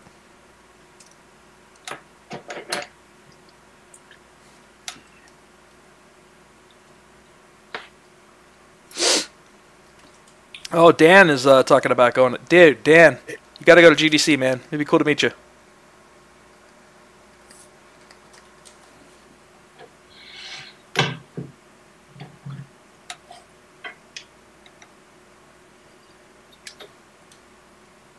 Okay. Morgan Roan. Yeah, we're doing the what was that Leonardo DiCaprio movie where he goes like inside the dream, inside of the dream, inside of the dream? Inception. Inception. Yeah, we're doing Inception right now, where you're watching my stream, but I'm streaming with Milan, and I'm streaming his stream, which is like level 2, and then they're rebroadcasting to Twitch. So it's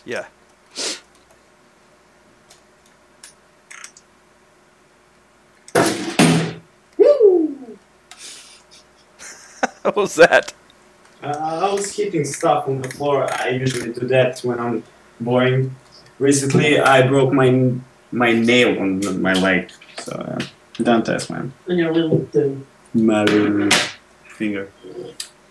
Oh, dude, that sucks. When I first saw he had the trim modeling, it wasn't that good, man. But this one, for now, looks so badass. Yeah, maybe, maybe I could paint this guy from another angle. What other angle are you missing? I don't know, maybe some different angle, since now I have a 3D reference. It's much easier to get all things. But I'll wait until you have a better model. So I just paint. Well, we'll wait until your model doesn't suck. How about that? Oh, I'm just joking.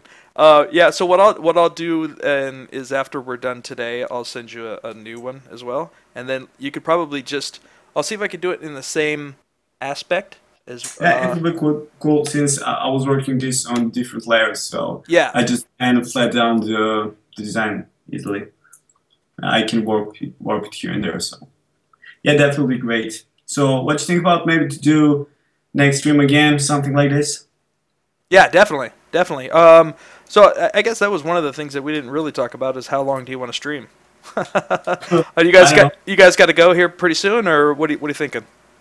No, we can stand here for like maybe half an hour or Yeah, something like that. Okay. Yeah. Well, let's say half hour then, and then that'll give people time to ask some more questions and so on and so forth.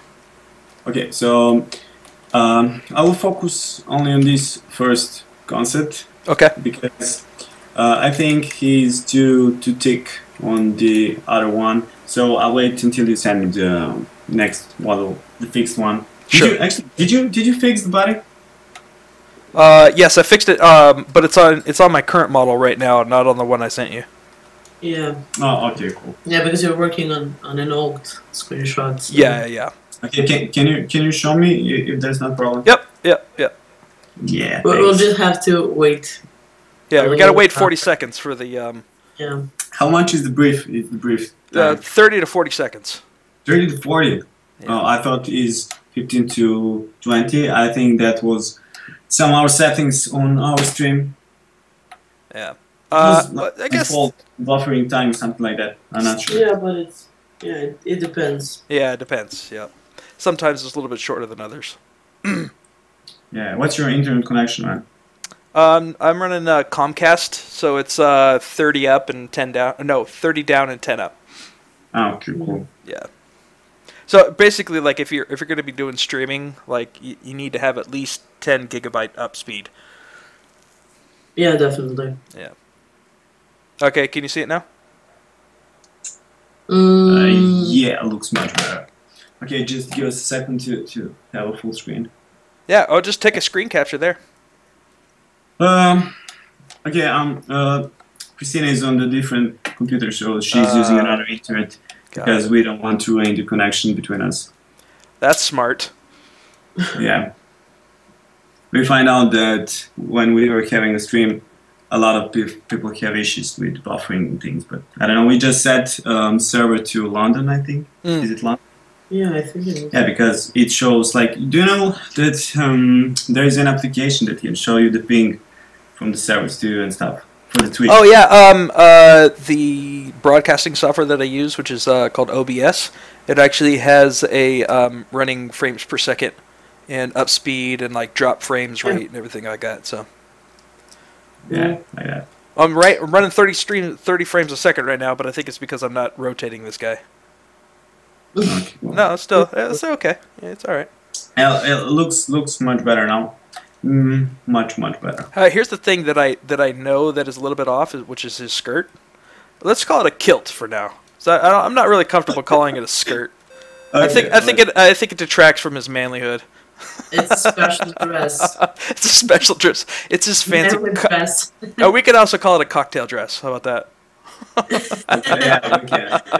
That's a red carpet dress. Yeah, red carpet dress. Yeah, he's going to the Oscars here pretty soon.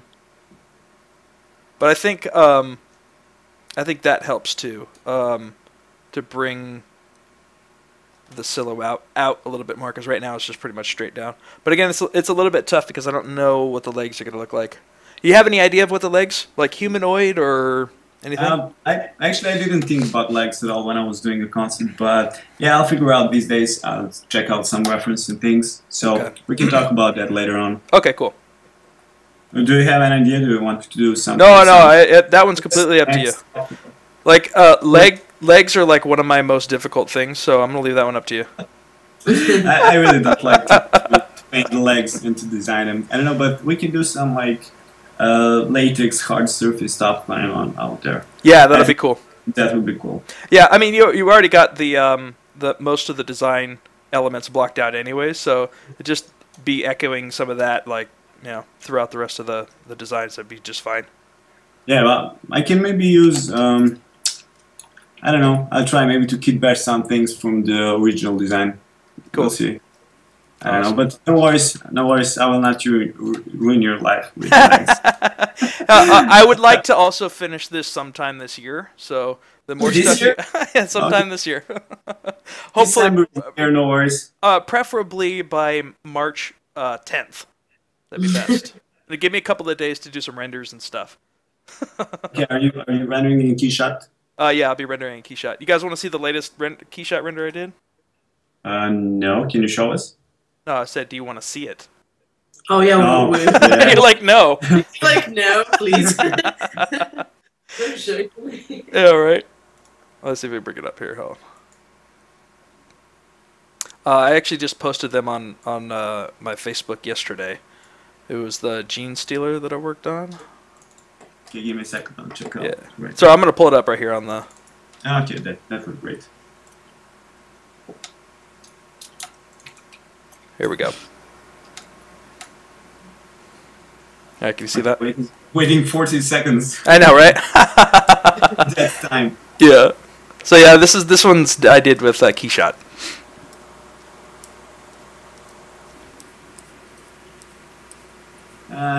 It sucks. Nah, man, you have to try harder. Back to the drawing board, dude. Not bad, but no. Okay, close it. I'm kidding. Actually, I saw that one. Oh, you did? Okay, cool. Did you post that one or another from another angle? I did both. So I have that one and this one. Okay, I saw it on the phone. I'll check that out. Oh, nice. On my monitor. Cool. Looks badass, man. Awesome, man. Thank you. Yeah, so it was fun. Shot? Yeah, this is Keyshot. With a little bit of Photoshop. Of course. Hold on, yeah. So yeah, so I'll be doing it in that style, something like that. Okay, what about lights? Do you want to stick with concept light, do some similar render thing, or what? Oh, you talk about like the little shiny things on the Yeah. shoulder pieces. We could do that. Light on his left and stuff. Yeah, we could keep that. That's fine. I could just put that in. So I can render a piece like that with some emissive color, and then in Photoshop I can put in like the little lens flare and stuff. So Yeah, cool, yeah, man. that's no problem. Okay, is there any options in Keyshot that you can do a light things, or is that usually things that you're doing in Photoshop? A light? You mean setting up the lights? Yeah, it's in lights, like really light effects. Oh, sorry, your audio is cutting out real quick. Hold on 1 second. Okay. Hold on. Wait for it. Wait for it. Wait for it. Almost there. Come on. Okay, say something now. Okay, you hear it now? Still lame. Okay. I think maybe next time we gotta do like a Google Hangout instead of Skype. Yeah, we can try definitely. I did a Google Hangout actually just a couple of times. Yeah, and I'm not sure how that works. Okay. Well, I'll set it up with you just like I did with Skype. It's just as easy, but I think it has a little bit better of like audio and connection and stuff too. So. Okay, cool. What's the plan for the next year? You're planning something soon, or? The next time you want to do a dual stream? Yeah. So I'm going to be doing. Usually I will do like morning streams here, like 6 a.m. here, so 6 to 8 a.m. here, which is like 9 o'clock Eastern time, and I think it's 2 p.m. over in London, something like that. General time. Yeah, 6 p.m. So here's like. yeah, that's. I think we have the same CT. It's like 4 p.m. here, I think. Yeah, maybe. Yeah. Something like that. Okay, never mind. So yeah, Christina is working in that period, so I'll be free probably. Only if I have like some client work to do. Gotcha. So, yeah. Okay. Chat in that priority. Yeah. So it looks like I have time on. I have time tomorrow, Friday, and possibly Saturday. Sorry, when? Tomorrow, Monday, Friday, and possibly Saturday. Okay, maybe I will not be in Serbia in Friday and next for the weekend. Yeah, right. Maybe tomorrow, but we'll see. Okay. Yeah, we'll keep it at as like an open invitation. So. What is your time zone there? Is it like Pacific? Oh, Pacific. Yeah, right. Yeah, I think you're like 9 hours. The difference is like 9 hours, I think, compared to our. So it's like Select Design. Select Design said it would be probably 1 p.m. in Serbia. Yeah, right. What you know, Select Design? I know, man. And actually, I know that guy. I saw him in one club. Yeah. He was like, "Oh, I know you. You're Milan."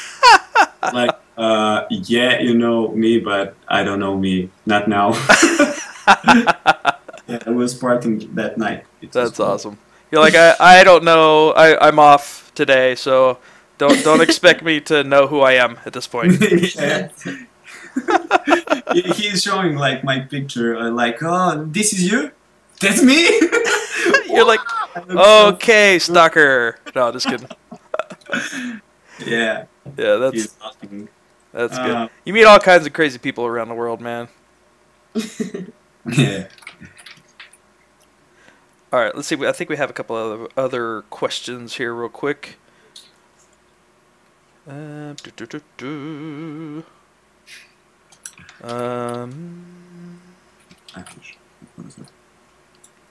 Selleck said you were pissed drunk when he met you. Yeah. I know. I remember that part.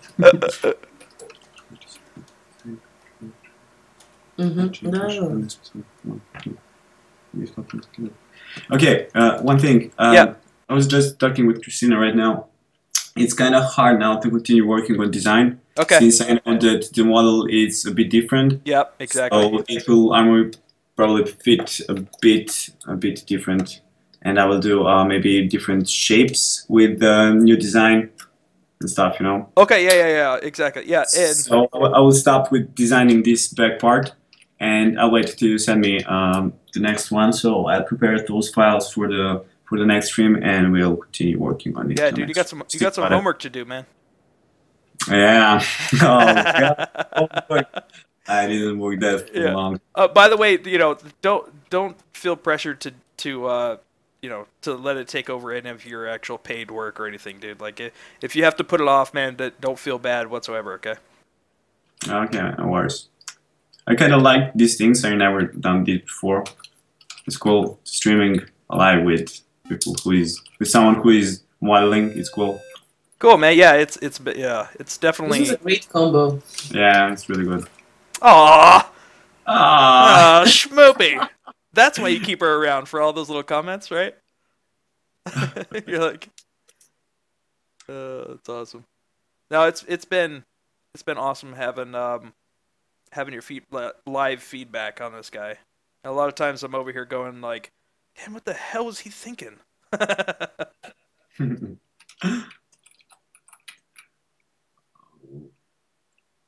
Yeah. So eventually, what I'm gonna do is for the final renders, like this guy's got so many really cool textures on him that I won't be able to really do him justice just by painting, like poly painting him. So yeah, that's okay, man. No worries. Yeah, my goal is to try to get like a high res retopology done of him and export him over to Substance Painter, and then do all of the like PBR rendering and stuff, or texturing in Substance Painter. So like when you rotate them around and stuff, you'll be able to see like all of the different materials and everything like in real time. Right, that's cool. But do you know how these technical things that you're talking about sounds to me? Blah blah blah blah blah blah blah blah. You understand? Okay. Whatever. Also, one thing I watched here the Ethereum model now. I can see the gel pool on the eyes something really strange. What was that? I thought that that's actually the skin. Okay, I'll try to explain since Okay. bad resolution up here. So yeah, it's like stretched skin covering his eyes, and actually the other eye is not the eye. Okay, yeah. So he has like eyeball, Yeah. but with a lot of like white light little things, you know, something like this. If you can see, okay, you need to wait 40 seconds. Yeah, no, I'm watching you. I'm watching you live on Skype, so I can see you in real time. Yeah, you want to do that? That's not fair. I got you. Okay, so you understand what I want to tell you. So you're saying that there's no, say it again because I didn't get you. Okay, it's his left, yeah, his right. Okay, I just flipped this out. Okay, on his left eyes. Right. He's like stretched skin on his eyes, covering his eyes, like. Oh, okay, got it.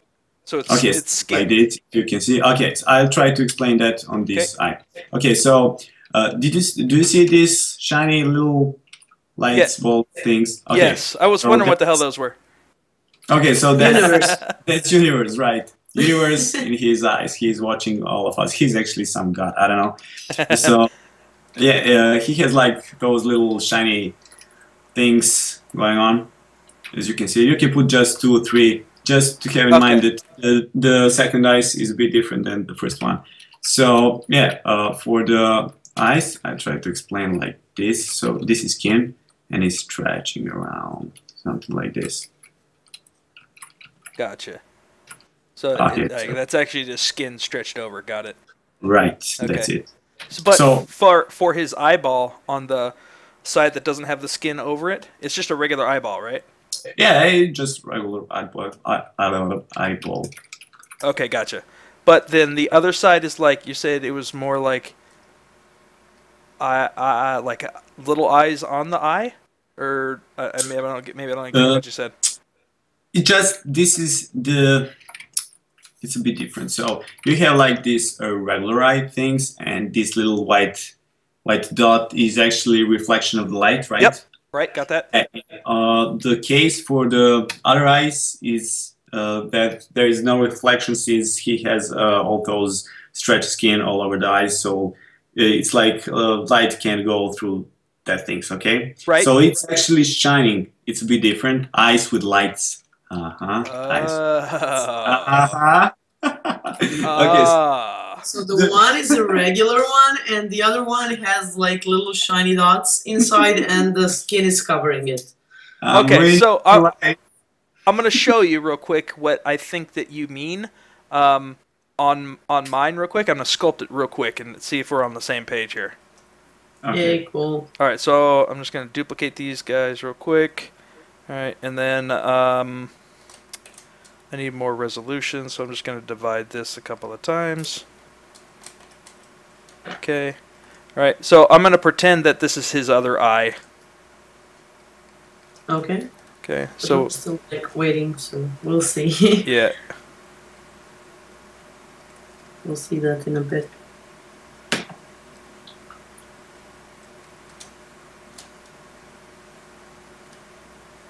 Man, this is gonna that eye is gonna look creepy, dude. No, we're still waiting 40 it's okay. seconds. That's okay.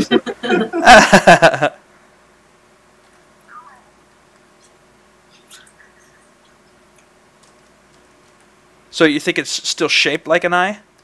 Yeah, it's eye shape, definitely. Okay. You just fucked up. He just fucked up.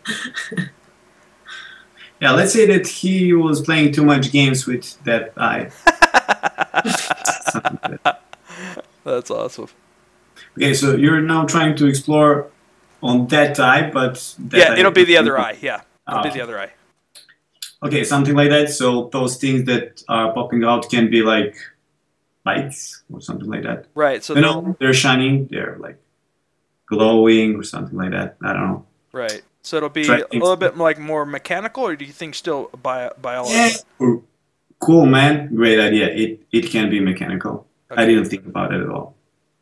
It kind of Awesome. looks like that. Awesome, man. That's good. Makes sense. Makes sense. So something like that, but like these will be glowing, basically. Yeah, right, right. Maybe you can do some, I don't know, like really lights things. Yeah. Modeler. But Yeah. I know that all these things detail are going a bit later, not now. Yeah. That'll be definitely second to third level details for sure. Okay, cool. That's good. Okay, That's good to know because I had no idea what the hell that was. okay, cool. So you can work where you Awesome. stop. I just No, wanted that's to good. that. Cool, Okay. man. All right. I got a quick question. Look in chat. Let's see. With a detailed concept like this, how do you think about subtools you break the pieces up into, major meshes, or are there any other things you think about to help you model better? It's looking awesome. Oh, Cody, thanks, buddy. Yeah, how do I think about subtools and how to break them up? That's a very good question. It really depends on the piece. Do I need to move the piece or not? Like his whole shoulder structure so far, even though it's really really loose, it really depends on like do I need to like be able to bring this. Do I need to reposition like easily and quickly, or do I want to make it all one mesh and just resculpt it all the time? So it really depends on what piece you're looking at. I try to keep as many subtools as possible when I need it, because I'd rather have something on a separate subtool and not need it than need it and not have it. You know what I mean? Because you can always keep things in different polygroups. So like if I merge the head with the eyes and the eye cover pieces and the neck, if they're in different polygroups, I can still split them later, right? So it doesn't matter if they're in the subtool or not. So it really just depends. That's the roundabout answer of it depends. Like diapers. Beep, beep, beep, beep, beep, beep, beep, beep. Just like that, man. Just like that. Yeah. So all right. So I know you guys said you guys have to go soon. So anything that you guys want to add for final touches? Thank you for having us. Yeah, thank you for having us, man. It was awesome and really great experience. Also, one thing before we say goodbye. It would be great if you can send me a model without these things on his head. So I'd like to be like the real design that you're working on right now. Yeah. So the way that his arm piece is right now, that's okay. Okay, that will be cool. Yeah. I'll definitely send you that one. Okay. So once I get off the stream, I'll go ahead and send this stuff over to you. Okay, it's not necessary. You can do it tomorrow, whatever. Awesome. Yeah, I find out that the side view it should be a bit different, and I'm just watching my concept, and here's the things that we didn't work on. So maybe you didn't recognize the things. Yeah, exactly.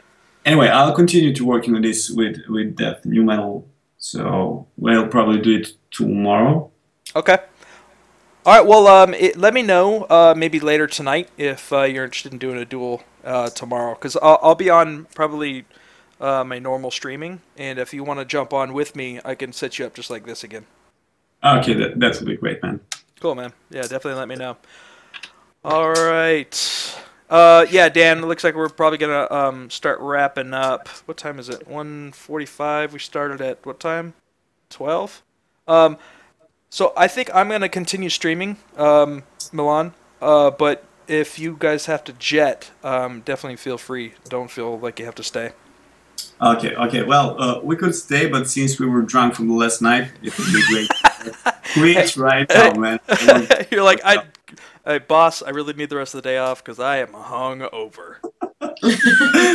Just like that, man. Okay, so anyway, so far so good, man. Looks really, really badass.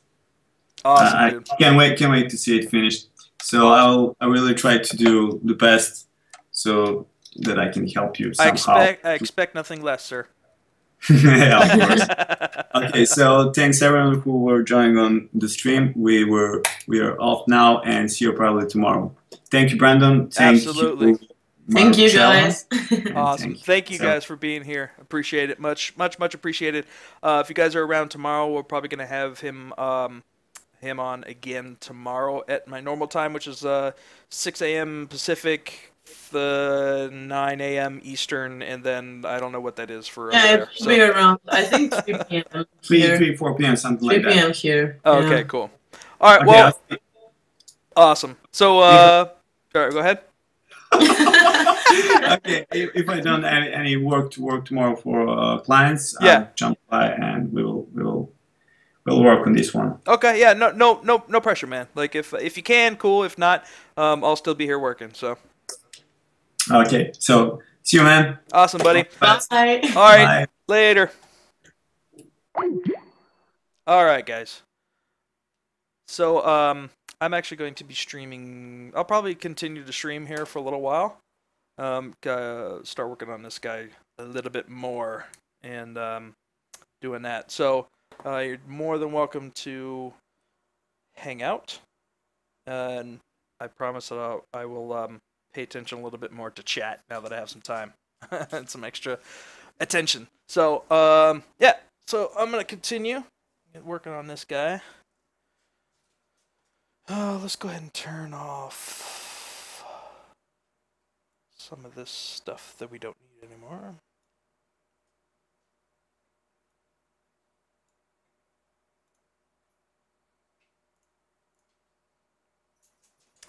Okay, we don't need that guy. Let's just move him back down here.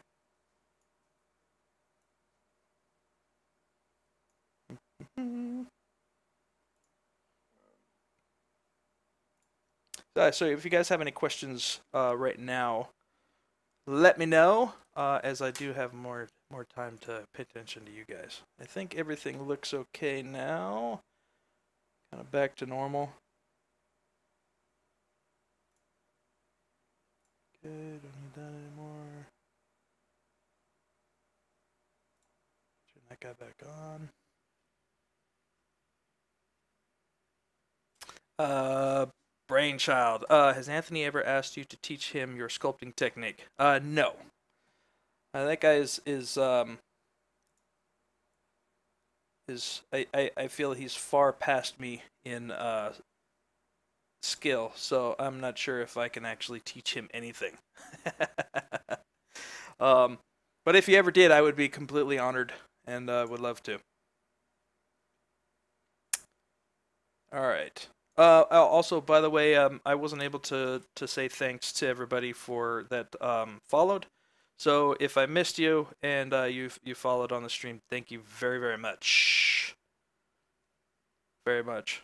Oh, Dan. Let's see. Sorry, Dan, I missed your message. If you want, I could jump on with you. Hey, what the hell, man? You want to jump on? That would be awesome, dude.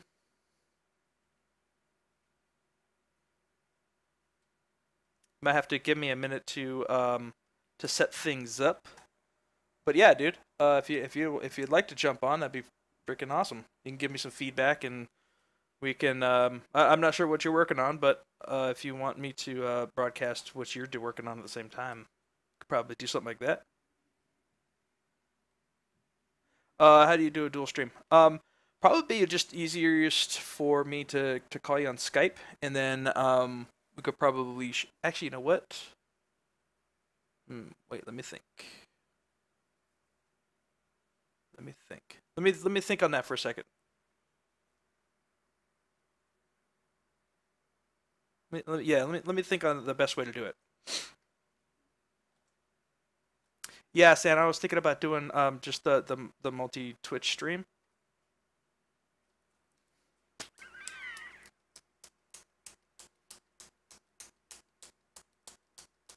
Yeah, I'm thinking maybe just a multi-Twitch. So if Dan, I'm not sure if you know multi-Twitch, but basically it's a website that can run multiple Twitch streams at the same time. So let's see what would be easiest. Oh, Santa's already got it ready. Santa's already got it ready. Okay, Santa, throw the link in chat, and that I guess could show Dan how it would probably work. Yeah, and then we can just connect on audio with Skype. All right.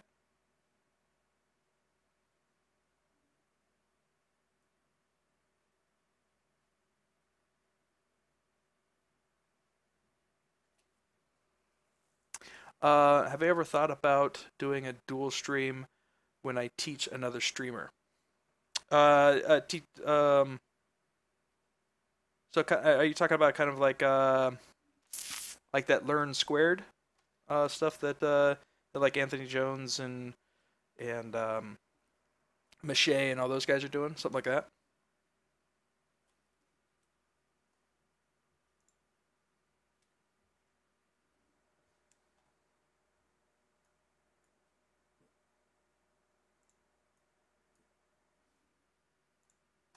All right, sorry guys, give me a second to set up here. Okay, cool, Dan. I'll give you a call real quick.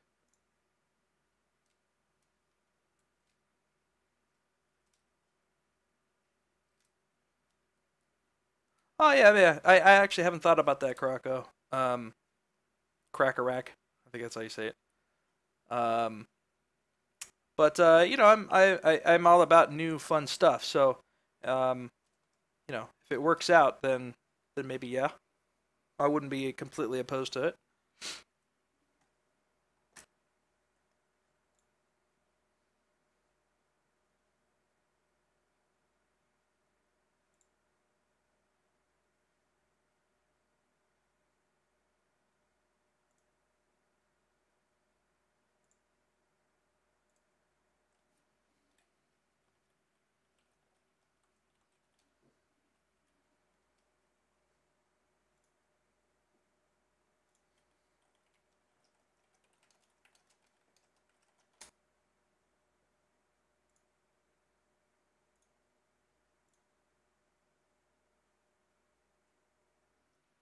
Um, yeah, dude, hit me up on Facebook and maybe we'll chat.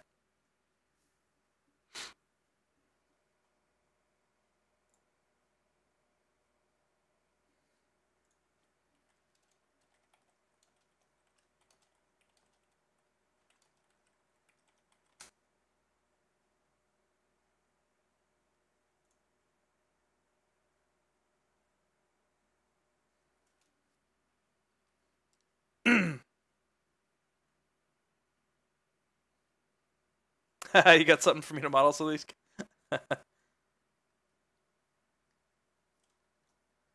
All right, now let's see if we can. All right, I think while we're waiting for Dan's connection here, we'll get rolling on this guy.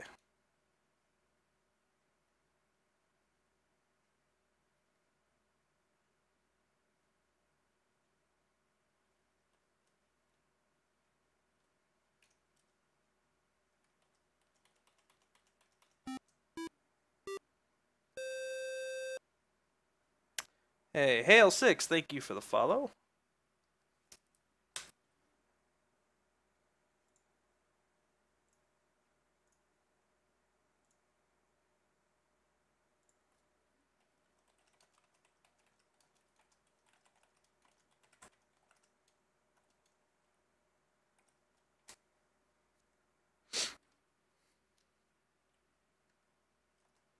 Yeah, we got some funky stuff going on right here. I don't know what happened.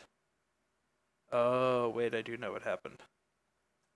So, when you're doing sculpting like this, sometimes you run into issues where the backside of your model gets all skewed up. That usually happens when you have like a thin model that you're working on, and your backface mask on the tool that you're using isn't set up. So what happens is if you you do some big sculpting over here, if you don't have backface mask on, it will Hey, all right. Looks like we got Dan coming in. Dan, Buddy, what's up, buddy? look at that. Magic. Dude, it is magic, man. How are you? I'm pretty good, dude. You? Dude, let me get this all sorted. I'm not online just yet, so. yeah. It's been a good morning, man. It's been a good morning.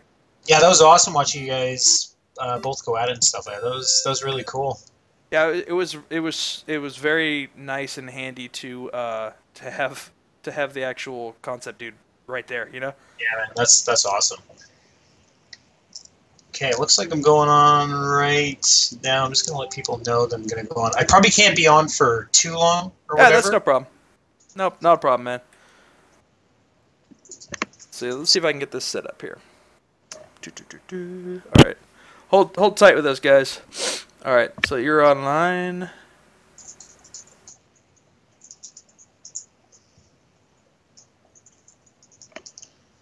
All right, Salisk, I'll take a look at it here in a little bit once I get everything all sorted out. Yeah, I gotta pick your brain, Dan. I gotta pick your brain on some skin texturing awesomeness that you do. Yeah, man. Yeah, hit me up. Anything. For sure. All right. Well, let me get the rest of this stuff set up here real quick. Still getting sorted here a little bit too.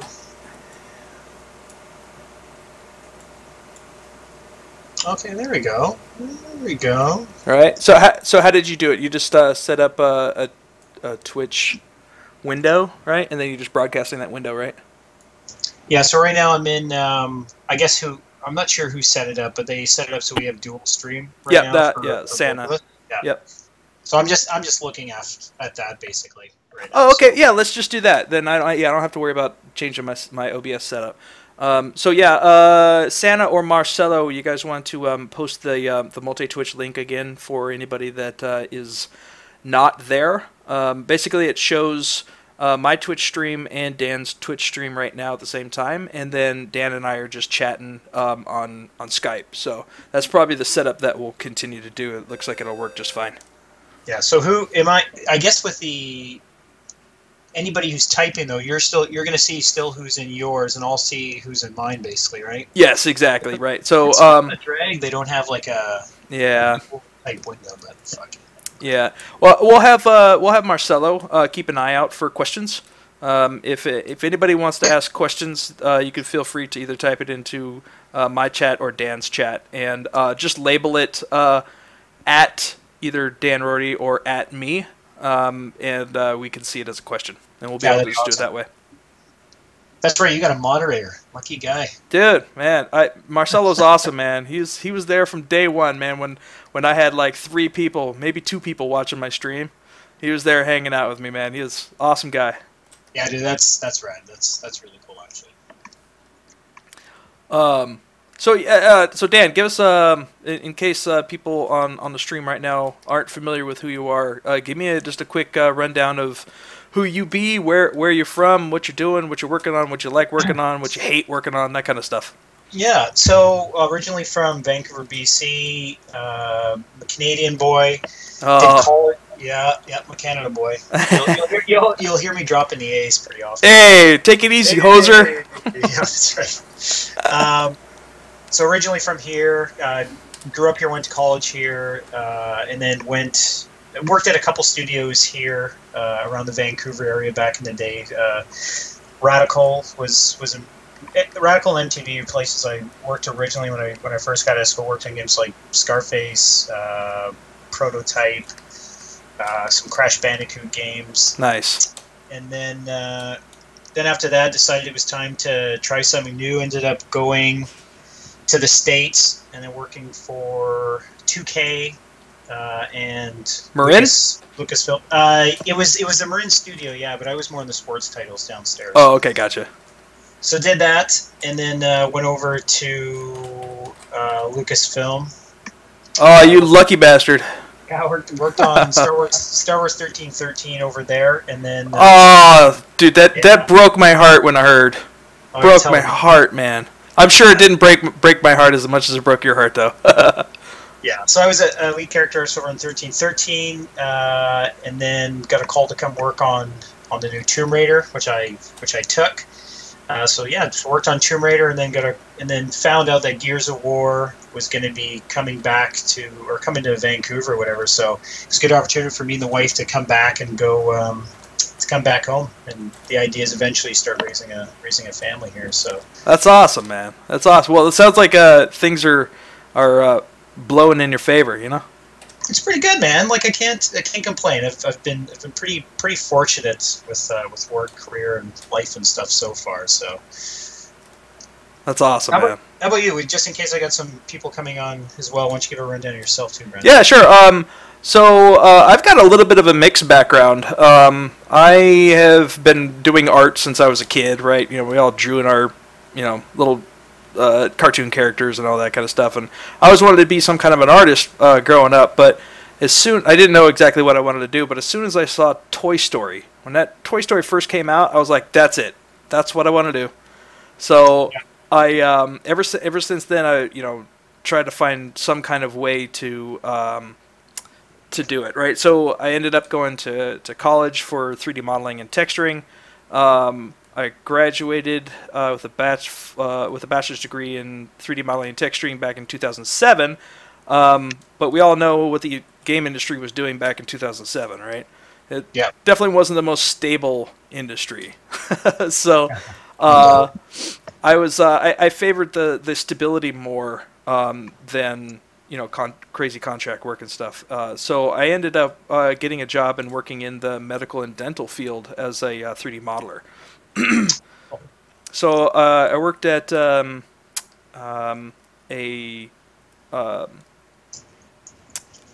software company that made their own like CAT scan rendering software. So that's cool, man. Yeah, it was really cool, man. I got in kind of like ground level with that company and really like helped them kind of like shape how the technology went. And we basically did dentition models, right? So we had, like the oral surgeon would take a CAT scan of the patient's mouth, and we would get that scan, and then we would model all the teeth and the jaw and like the full skull, and then we would send that back to the doctor, and he would be able to make like treatment plans and stuff with it. Yeah. So I got a chance to do a lot of facial anatomy. That's awesome. Yeah, it's helped so much. But I worked in the medical and dental field for probably about 5 years or so, and then 2013, November of 2013. I remember the day. I remember the moment. November 2013 at BlizzCon in Anaheim. I was sitting there watching all the artists do all their stuff and ZBrushing and all that, and I was like, you know what? I got to get back into games. Have to, man. It's just my passion. So the day I came home, I started painting again and sculpting and stuff, and I've been pretty much hard at it ever since that day. So I've done a little bit of work in the industry. I've done mostly just work in like small indie games, and mostly stuff that actually either hasn't been published or got canceled. So I don't have a long resume when it comes to actual published work, which is unfortunate. You know how those projects go when something gets canceled.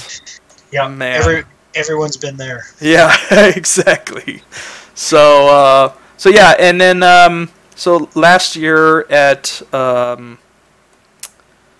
GDC, I met up with Justin Govey Fields from Ironclad Studios, and got some contracts, freelance work with them. So I did some work with those guys, and worked on another canceled project between then and now. But yeah, that's pretty much. I don't have a whole lot of published games or any at this point. So. I just, I've taught, when I was in the medical industry, I actually taught a lot of software, and it's really helped in what I'm doing now, like being able to like show tips and tricks and help people out to understand ZBrush and the character pipeline for video game characters. So that's kind of where I'm at right now. That's awesome, dude. How's it at Apple right now? Busy. Very busy. I work on like if you go to apple.com, any of the images that you see on apple.com is what I work on. So it's all like hardware design, not design, but hardware art. A lot of hard surface design and rendering stuff. It's good. It's awesome. It's such an it's an amazing job. The team there is just beyond amazing when it comes to talent, man. Those guys are just crazy good. But even though it is an amazing job, it's still it's not the end game for me. Sure. Yeah, dude. I can totally read you on that. Well, it's also like I'm totally digging the character you're working on now and stuff. It's rad. Even sometimes I'll watch it like if I'm like busy at work or first thing in the morning or whatever. I'll watch like the progression of it and stuff. It's looking rad, dude. Oh, that's awesome, man. I appreciate that, especially coming from somebody of your caliber and experience, man. That means a lot to me. Appreciate it. Are you? Is the plan eventually to make a game res version of it? Is that kind of the? Yeah. I think what I'm gonna do, because I'm really trying to get this guy ready for GDC. I think this is gonna, besides the Gene Stealer renders that I just did, I think this guy's gonna be one of my star pieces that I'm gonna show.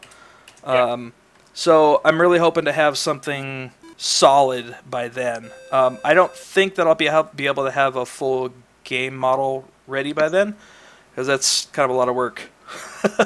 So I think I'm going to try to do is just have maybe like a cinematic style, like high-res render. Yeah. Because that looks good too, right? So like when you're looking at people's reels, right, and portfolios, like what are some of the things that you look for? Not just like, oh, hey, can you create a game model? Like what are some of like the, does this guy know anatomy? What are some of the most important things other than the obvious in what you look for in portfolios? So that's a great question, because when I actually look at portfolios, for the most part, I'm honestly less concerned with some of the game aspects of it as I am with just seeing a strong understanding of anatomy and skill, basically. You know what I mean? Right. Like I know a lot of students coming out of school now and stuff, which I think is good, because they focus a lot on some game specific art.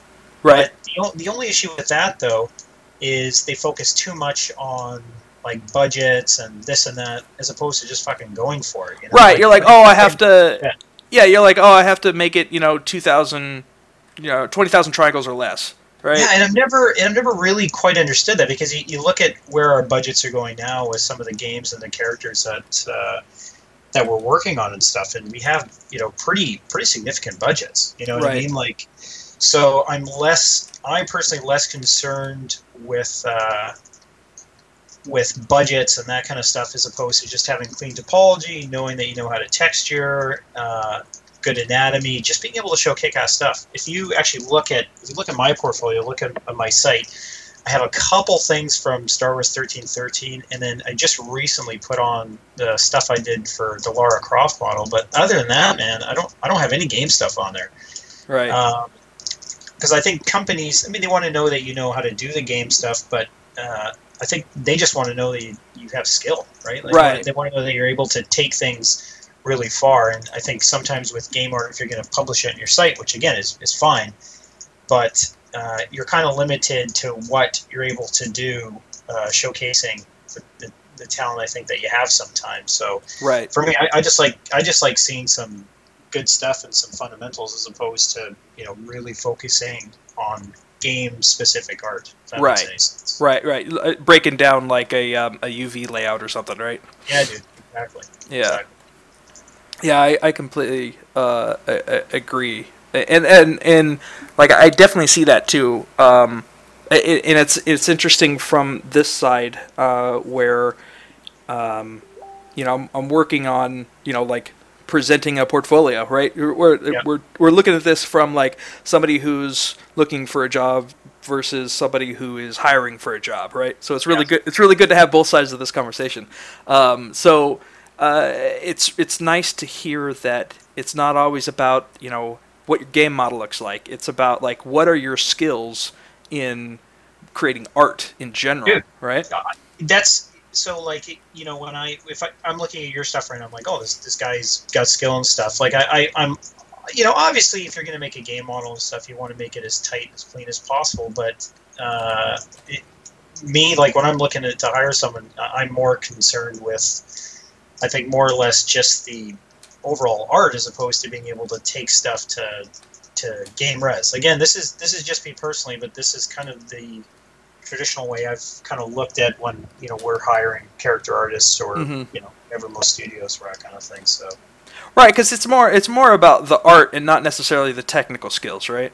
totally, yeah. I mean, like I think it's different the type of job you're kind of going for, and I think depending on the leader, depending on the company and the project, obviously they sometimes might be more concerned with topology and Right. the geo count stuff. But I can tell you, like Lara Croft was, I don't know, like 140,000 tries. Like What, dude? Oh my God, no kidding. 140K?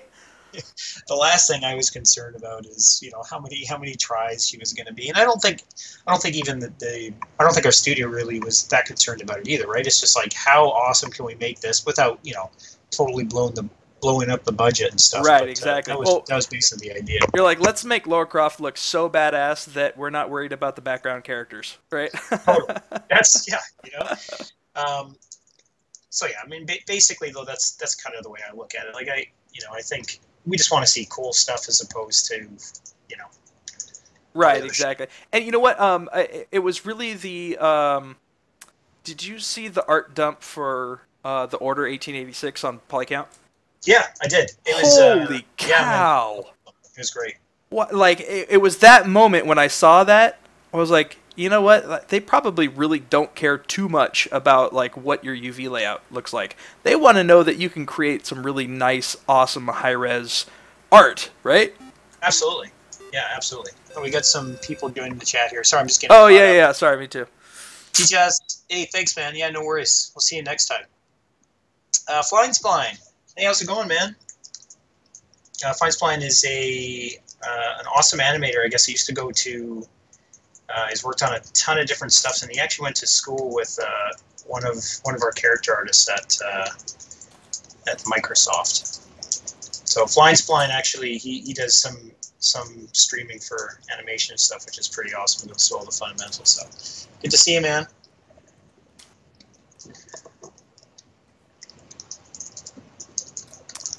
I was gonna say, Brandon, you don't usually. I don't usually see. So you're on the West Coast, then, yeah? Yes, sir. Yeah. I was gonna say you don't usually see a lot of people getting up. So I get up early too, but I mean, like the time that you get up and I get up, that's not. That's kind of a rarity. Well, I mean, that's the thing, though. Like, if you got a family and you got stuff that you have to take care of in your regular life, like you got to find time.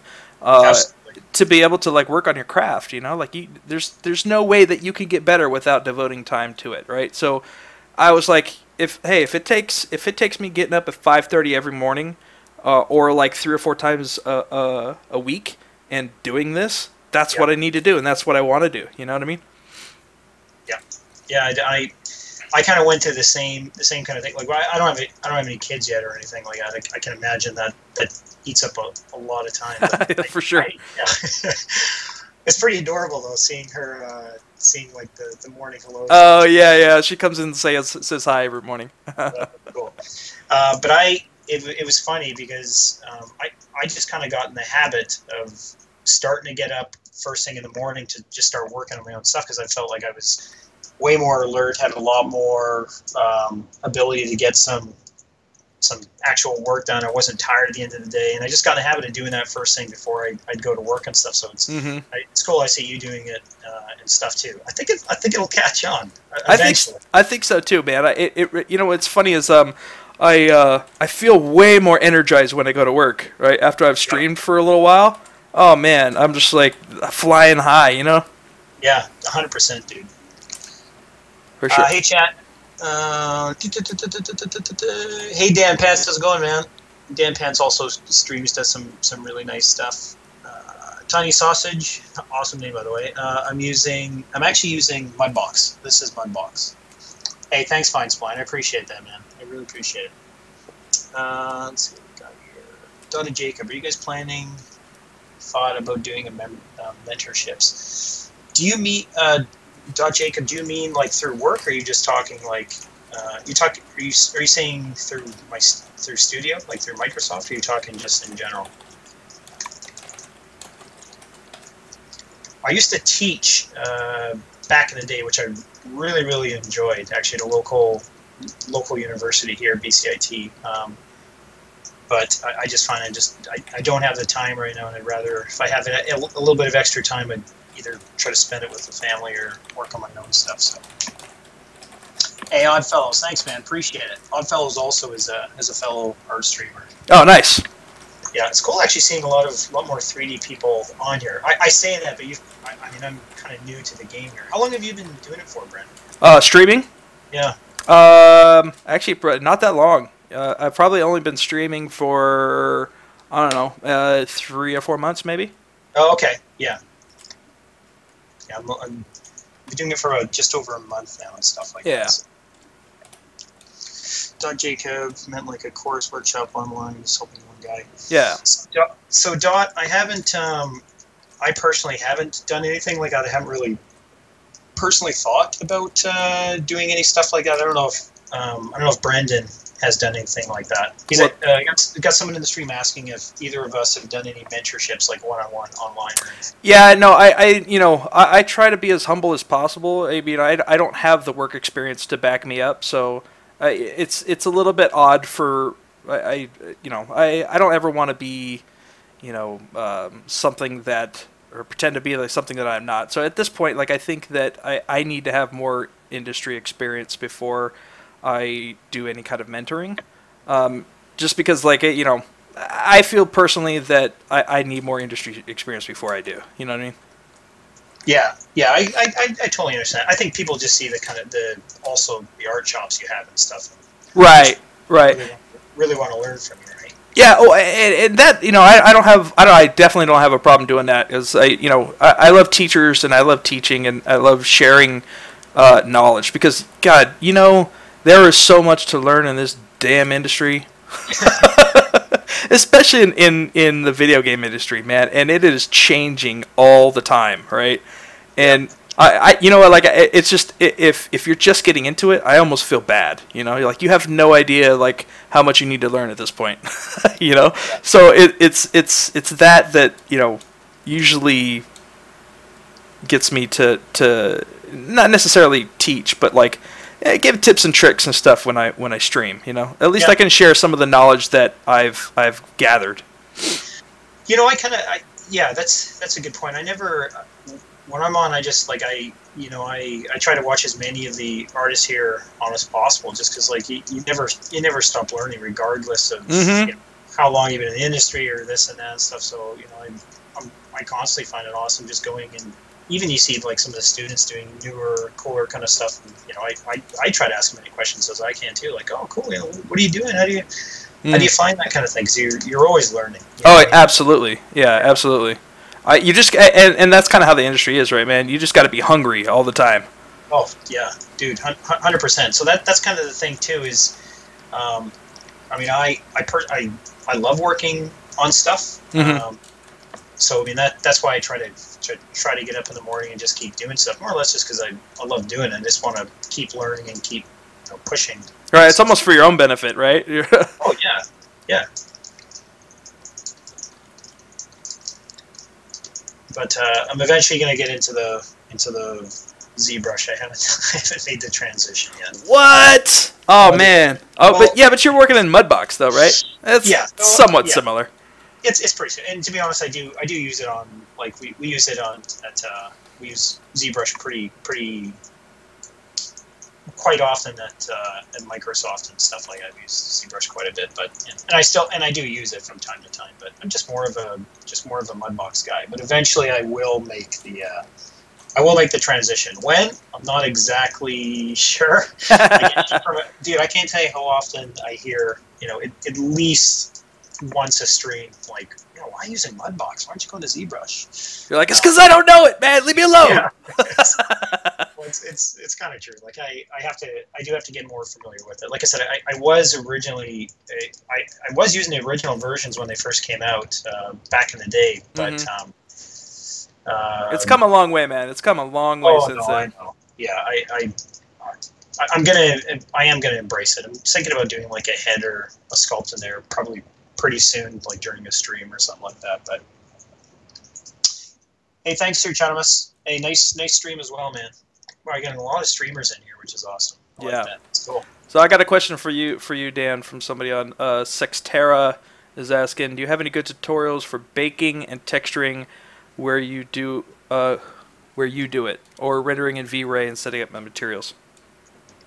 So any tutorials on baking? Actually, let me take a look at the actual. I want to know that too, man. That's one of the things that I need to come up on is skin rendering and texturing. Yeah. So, okay. So, sorry. What was the question again? The question is, like, do I have any techniques for baking? Tutorials for baking and texturing. Oh, okay. Using and or rendering with V-Ray. Yeah. So, okay. So a lot of the texturing I used to do, like, if you look at actually some of my just in case anybody doesn't know, I'll post my portfolio here. So some of the earlier art pieces I've done when it comes to texturing the skin and stuff, I just painted the skin by hand, just so I didn't have to rely on using photographs or anything, and I found it a little bit easier to control. I didn't have to worry about, big shadows or a lot of specularity and stuff in my actual texture. So for the most part, with Happy Birthday Nan and the art project I did with my wife, the Blue Project, I did it all by hand. Now I'm starting to use more photos just because it's a lot quicker. And I don't really have any specific formula for what I'm doing with those maps, but if I can use polarized images, I will. And I just try to bake or try to get rid of any kind of shadow information or spec information. When it comes to other maps that I use Nold for my specularity. So Nold is a 3D, or it's a baking program, kind of like XNormal, where you can bake out a ton of different types of actual maps and stuff. And I've been using that pretty consistently for reflection and gloss maps. I don't really do any special sauce, just basically I try to keep textures consistent. I use Nold for my reflection maps, and I bake my displacements out of Mudbox. That's about it, I think if you've just done enough like realistic heads or whatever, you kind of just know what you're looking for the most part. And I've done it all in V-Ray, so I know what to expect with V-Ray as well. I don't know if that answered the question at all, but no, not at all. Try again. No, just kidding. Now, I guess one of the things that I haven't tackled yet really is painting a really good multi-layered skin texture. Right. Sure. Most of my stuff has been just kind of like poly paint and then adding some material styles on top of it. So, needless to say, some of my skin textures need some work. But so when you go about painting skin texture, right? So how do you paint in different layers like you would do if you're painting on actual silicone, or do you have some other method that you go about Like just in an overall view. Yeah, so I do paint in different layers. So I did a video for, there's this website called lynda.com, and I did a small kind of documentary with them, kind of going through my workflow for painting Happy Birthday Nana. So if anybody just Googles, if anybody actually goes to my website, they'll be able to find like a video I did of it. But yeah, I try to break down the way I've actually textured stuff in layers just to make it a little more manageable for the most part and stuff. And Can I you- change it too. Yeah, can you give us just maybe just like a quick overview of of how you would do it? Like, you know, do you paint like a subdermal layer first and then do something over that and then, you know, other layers on top of that? Like what, just like as an overview, like how would you approach it? So I start with basically just doing a flat color, trying to render that to begin with, starting off to ensure that I'm getting roughly the right color I want to start with. And then from there, I paint different layers of what I think the skin would be like. If you look at skin in different channels, you see there's a lot of small subtleties with your red layers, your blue layers, and your yellow layers, or your RGB values and stuff. And I actually try to paint based off of that kind of thing. So trying to find a good balance of what skin detail would look like on different layers.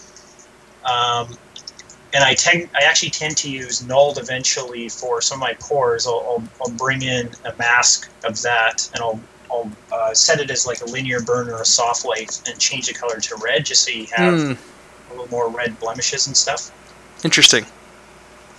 Yeah, when it comes to the different actual maps though, with V-Ray, I actually tend to use the fast skin more than I do the actual skin shader they have. So when you use the fast skin, you can get away for the most part with just using a decent flat color, a reflection map, and a displacement, which I tend to do. I do the really cheap meat potatoes. Oh, okay. Yeah. Interesting. Have you used have you got into like any of the Substance Designer or Substance Painter? I haven't, and we do have it at work. I haven't used it quite yet. I'm actually interested to hear more about it. Like, are you able to use it for offline kind of film 3D stuff, or is it just basically for game engines and stuff? Right now, it's more focused on game art, and like basically painting not with textures but with materials, right? So like if you're able to really differentiate between, you know, is this metallic or is this, you know, high reflectivity, you know, it's very like physically based. You're like literally painting physically based materials, which is such a huge game changer, especially coming from like, you know, 2007 when I graduated. You know, they're just so much different, man. To be able to go in and be like, oh, yeah, I want this part to be metallic or a gold, so I'm going to paint gold material on it. And it automatically disperses to your metallic channel and to your roughness channel. Like, that is amazing. Craziness. Yeah, I know a lot of people actually use it at work and stuff. I'm going to have to check it out, because I hear about it. I hear about that all the time, and I hear about Quixel Suite all the time as well. Like, I know people use that pretty consistently. So this design, hey man, thanks for hanging out, buddy. Appreciate it. Later. Too. Yeah. Hey everybody, Lauren, Josh, Danny Mac, how's it going, man? Oh, Danny Mac's still here, huh? I got some other ones here. Hey, Watson. Sorry, man. I missed it. Hey, thanks a lot, Fine Spine. Sorry, man. I probably missed your message on the way out, but I appreciate it, dude. And, sir, me and Brendan just know each other just from streaming, just from watching each other stream for the most part. So that's basically it. Just see other talented artists and stuff. It's kind of cool, meeting one another. Absolutely. Hey, Corda. How's it going, man? Danny Mac.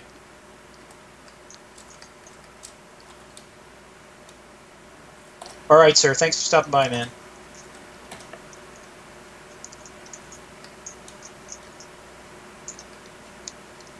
I wonder if it'll catch on. This thing. The streaming. Yeah, I'm sure it will. I'm sure it will. I'm sure it will too. We just got to we got to lay the groundwork, Dan. That's right. But Danny Mac has been doing a lot of streaming too, so he's another really good advocate for streaming. So yeah, I've seen some of Danny's stuff. It's really really nice. There's a lot of really talented, awesome people here and stuff. Just basically for Disney there. Yes.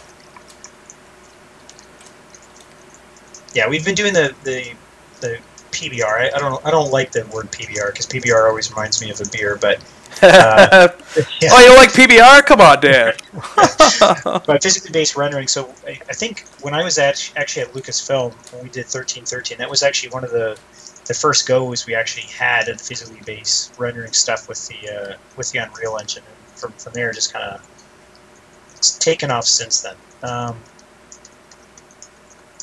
Yeah, it's super helpful, and it makes it a little bit closer to what film and stuff is doing. But you're always going to have to use some kind of hacks here and there and stuff.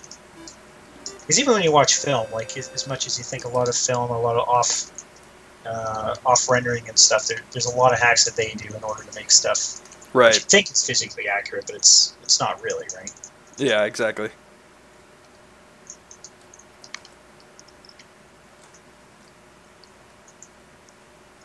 One thing I haven't tried is actually PTEX. Are you familiar with PTEX? Yeah, it's like the UV layout stuff that that Pixar came up with, right? Yeah, I think I don't know if it was Pixar who was using it. I know it was in original versions of Mari where they were trying it out and stuff. But I personally haven't used it just yet. I haven't needed to, but yeah, you may have to be our guinea pig for Twitch here. If you ever get into it and start using it, you have to let us know. Yeah, I'm sure there's people out there that use it. I know it's used fairly often with film production. I just personally just haven't used it. But I know like Maya and all the software packages now support it.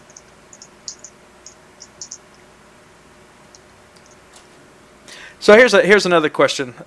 So like when you're considering, and I've actually had a lot of people mention this as well, is that when you're considering a candidate for work, how important is it, like truly, how important is it to know that particular exact software that you guys are using, right? So like if somebody's a Moto guy and they don't have a whole lot of experience in Maya and it's a Maya studio, like how important is that? Is that like a huge game changer to well, I don't really know Maya, but I know Moto or 3ds Max?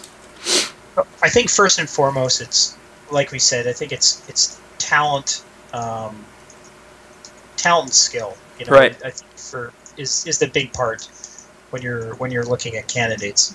Obviously, like we're at Microsoft, we're a Maya studio, so we only use Maya for before it goes into Engine and stuff. So that is kind of a biggie for us. Right. The rest of the software though is kind of it doesn't matter so much, right? Like I use Mudbox, most of the guys use ZBrush, makes no difference. It hasn't made any difference, at least in my career, going from studio to studio. I mean, Lara Croft was made entirely, for the most part, in Mudbox, not in ZBrush. Oh, wow.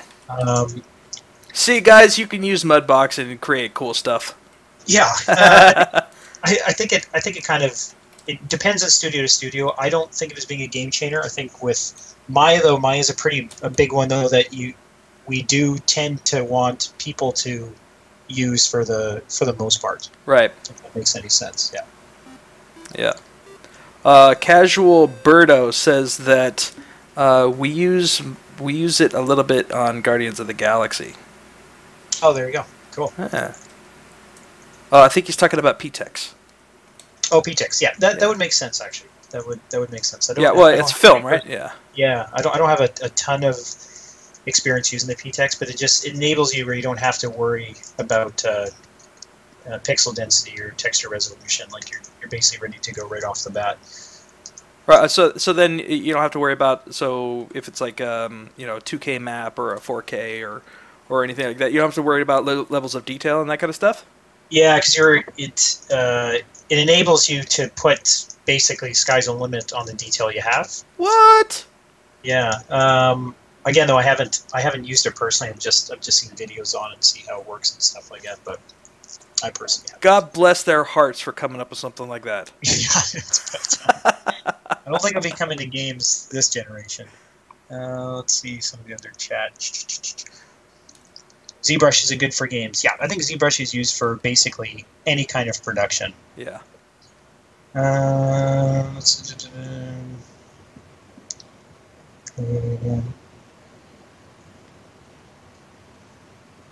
can't see actually all the messages here. Oh, here's a good question. I got a good question for you. Yeah. So, Milky Bar Kid is asking, in Tomb Raider, did you guys mostly work from low poly to high poly, or did you go high to low? Sorry, say it one more time. So he is asking, did you guys work in Tomb Raider? Did you work from low poly model and did you build that up, or did you start with high poly models and then bake it down to low poly? That's okay. So that's actually a good question. So we had some of the stuff we did by hand, other stuff we did with scans. With the Tomb Raider stuff, we actually didn't really have what we would consider a low-res mesh. We had a medium-res mesh, if that makes any sense. But the high topology was just a higher subdivision than our low topology. Okay. So what we actually did is we created pretty high, dense, clean topology for our game res version, and the highest res version was actually our high res. So we actually didn't create separate pieces of geometry for it. It was actually just a subdivision level, and that made it easier to go back and forth with. We developed this system. We're just like they call it PSD, a post-phase deformer system, that we ended up doing displacements and normal map blending at runtime with blend shapes. So in order for us to do that correctly, we needed to kind of have the same topology that would bake over. Right. So it's a little bit like how ZBrush does its baking, right? Yeah, a little bit. Yeah. So we still went through, we baked low to high kind of thing, but high to low, but our low res mesh was actually fairly high for the most part. It's interesting. There's so many different ways to go about the character pipeline. Whether you're I made an attempt to draw out a pipeline map about a year ago, and man, that was tough. Yeah. But basically, I broke it down to it's one of two main ideals, right? Whether you're using a bake down method or you're using a bake to method, right? So if you're doing bake down, right, you have a high res and all of your topologies there, and then you just God, what the hell you call it? Subdivide, right? Subdivide the crap out of it, and then you have all your texture. It's in the same exact model, right? So and then you use the high res model to bake downward towards your low res model, right? So that's the bake to. That's the bake down method, right? Where the bake to method is if you have a high res model, and then you rebuild a low-res model on top of it in the same exact 3D space, right? And then you bake the information from the high-res to the low-res, and that's how you use the two different ones. And that's where like retopology comes in and all that, right? Yeah, that's actually that's a good analogy of what it basically is. So with Lara, it wasn't it was bake from, not necessarily bake to, because it was just a lower subdivision. And that's actually what I do with my heads as well. If I'm going to be doing a displacement map, I use just a lower subdivision level of it just to makes it easier. You know what I mean? Right. Yeah. Exactly. Well, I guess it really all depends on the project, right? So if you really need, do the animators need a rig like beforehand, or Sure. you know, really depending on what the pipeline looks like. You know, so it's really tough. I get a lot of people asking like, well, what's the right way to do it? You know, what's the industry standard or whatever? And there really is not. Like, everybody uses a completely different method depending on the project. Yeah. That's 100% true. Yeah, like every studio I've been at does something a little bit different. Different challenges, different pipelines. You all still use normal maps and stuff, but Right. how you get from A to B is usually it's up for debate, and it's usually never exactly the same from studio to studio. At least that's what I found. Right. Here we go. Got some questions. Man, I'm trying to catch up on the questions. Yeah, I know. All right, let's spend a couple minutes catching up on questions. I feel kind of Sure. bad that I haven't been able to either. All right, you go first, dude. Go ahead. Okay. They were talking about PTEX.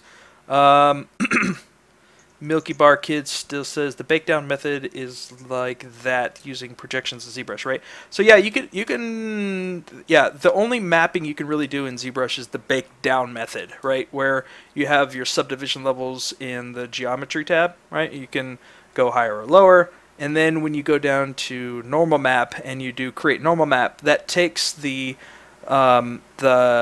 higher subdivision levels and bakes it down to your lower subdivision levels.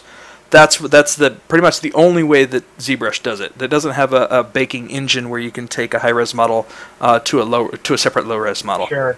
Yeah. Yeah. Cool. Go ahead. Yep. Let's see here. Divine Arts, the guy you were talking to is very hard to hear. It's probably it's the dual chat should be okay. I haven't noticed any issues here. I don't know if you guys are noticing any issues. It seems to be okay. Do you consider realistic character artists to be less needed with 3D scans? Josh, I would say no. The only reason I'd say that is because there's a lot of nuances and adjustments you have to make, even if you're using a scan. If you're using a scan, I mean, I think that really depends. I think depending on what your final product is, I mean, scans make it easier to some regard, obviously. I don't technically use a lot of scans, though. I haven't use them from time to time, but for the most part, I just prefer doing stuff by hand just because it's more fun. What else here? Given an equal skill and talent, do you think Mudbox can deliver the same quality as ZBrush? DaVinci? If the artist can. Yeah, I think it's really a tool. There's probably some downfalls that Mudbox has that would take you longer than ZBrush. So I'll be honest about that. But I wouldn't. Yeah, I still think it's all tools kind of thing. Yeah. Like, I don't think there's. If I'm sculpting a head or whatever, there's nothing that's going to be different in ZBrush than there is in Mudbox kind of thing. Sextera was asking about how much do you worry about high poly topology if you're just going to be doing retopology later? Does not matter, man. Does not. That's the beautiful thing about Dynamesh, is that you get to be the artist and not the technician, right? Like, yeah. Topology does not matter. Like, if you look at this guy's head, like, it's crazy. Like, what? Like, there's no rhyme or reason to that topology, which is amazing, because then you don't have to worry about it. It's just awesome. All you have to... what the hell did I do? You know what? I haven't saved in a long time. I haven't saved at all this whole time. Oh boy, I just saved right now. Hey, yeah. If any of you guys in chat are working, save now. Yeah, that's a good point. Yeah. So yeah, retopology. I mean, the topology really doesn't matter if you're just going to do retopo later. Yeah, the only reason you would really be concerned with your topology on your high-res mesh is basically just to ensure you're not getting any strange pinching, or I call them nipples, but you get some weird kind of pinching and distortion in your actual sculpt when you're trying to sculpt something. The only time it matters is if you just want to try to keep your topology clean for the purpose of sculpting. That's basically it. Right, and if you're using Dynamesh, that doesn't matter. And then somebody asked a follow-up question to that is, and you can chime in on this too for sure, because it'd be interesting to hear your point of view for actual in-game models about the Z remesher. Right? Is it viable option for to use Z remesher for actual in-game asset. Yeah, I think it depends on the asset. The only issue I've had with Z remesher that I still don't think they've fully fixed is when say you're doing a character or doing a pair of pants or an arm or something, the topology, although it's clean, it spirals. And what I mean by that is it won't give you correct edge flow that has an end. If you notice, if you click on an edge, it'll spiral continuously from the beginning of the mesh to the end of the mesh that they still haven't quite fixed yet. They've actually done a really good job of fixing that with 4R7. The latest release did a really good job of fixing that. It doesn't really do it too much anymore. So do you still get that? Yeah, I still get it a little bit actually. It's probably better, but it does still kind of come up from time to time. But it is definitely a viable way or solution of doing it. I do use Z remesher quite a bit, and if I do use it, I still go into like my afterwards and just adjust some more of the topology just for like the animators and riggers and stuff like that.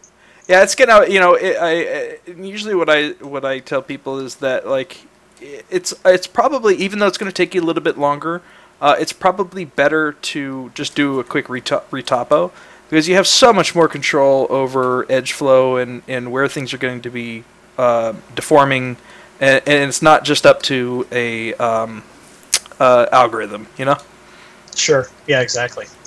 So it may be a good start. And then just go and change it some more in there. But as for direct implementation into a game engine, it still probably needs a little bit of work. Yes. Yeah. Cool. I would agree with that. So one thing you know actually as well is topology is obviously super important for games, but like once you're finished with topology, most engines will actually triangulate it when it goes in as well. So I actually tend to put some basic tries in my mesh ahead of time to define where the normal's going before it actually export it to game. Interesting. Can you elaborate on that? I never actually heard of that. So you actually will place triangles into the mesh in certain areas. Yeah. So what the engine will do, like Unreal and most engines, once you get a mesh into the actual engine, it actually triangulates it. Right. So all your nice quads have basically kind of disappeared. Right. And if you haven't defined which way your normal is going, it'll kind of define that in engine for you. Interesting. It's kind of hard to explain, but if you have a mesh, and if you have say it's a quad, and you're noticing that you're getting some strange artifact in which way the normal's going, unless you define where the normal's going with a triangle, the game will define it for you. So I tend to put in some basic triangles and areas where I think the engine might kind of mess up. Yeah, very, very interesting. I've actually never even heard of that yet. Yep. You learn something new every day, don't you? There you go. Yeah, so don't be afraid of triangles, but right. So, and that's another thing too. Is like it's funny is when I was back in school in 2004 to 2007, like triangles were like the devil. Right? Yeah. Never triangle. Oh my God, there's a triangle in your topology. You fail, But now, like I see a lot of like in-game ready models that are both quads and tries. So yeah, it doesn't matter too much anymore, right? No, I mean it's the only time it makes a difference is. Sometimes when you're skinning it makes it a little more difficult, especially for riggers to kind of select specific edge flows and stuff and define where the edge flows are. Mm-hmm. And for texturing, sometimes it can be a little bit of a pain in the ass. But for the most part, it's not really a biggie. But I know riggers prefer to have stuff quadded. Right, exactly. It's just nice to hear because, man, it was so tough back in and I'm sure you had those problems too when you're way back in the day when you're just trying to get all the quads like in the shoulder area too, like when everything was like trying to. Oh man, it was a nightmare. Yeah, it was. I'm glad having to go through that time where it was important to do all that kind of by hand and stuff, because I think it probably instilled some good fundamentals when it came to modeling and stuff in your actual message. But Yeah, it's fucking pain in the ass. Seriously, man. I'm so happy that's not like as bad as it used to be, man. Oh man. No, it's not. Well, you also find that topology is a lot more dense now and stuff. So you just put a smooth on it, and it's quadded anyways. Yeah, exactly. All right. Thanks, Nina. Appreciate it.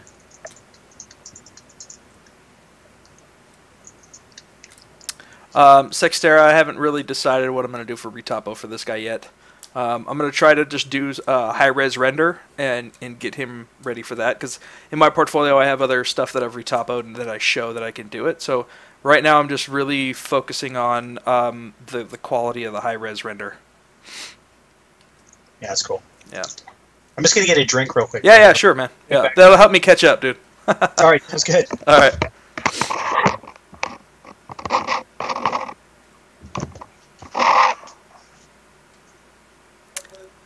Jesse Bafia. At this point, I'm not working at a studio. I hope to change that fairly soon. I'm working on this. Is all just mostly portfolio work.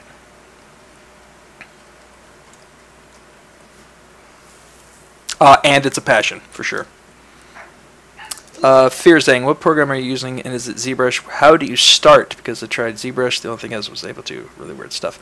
Yeah, my suggestion for anybody who's starting or thinking about starting with ZBrush is first and foremost, forget everything that you've ever learned about any other 3D program, because it is unlike anything that's out there at all. So if you're able to do that and just go into it with a clean ideals, then go to ZBrush Classroom.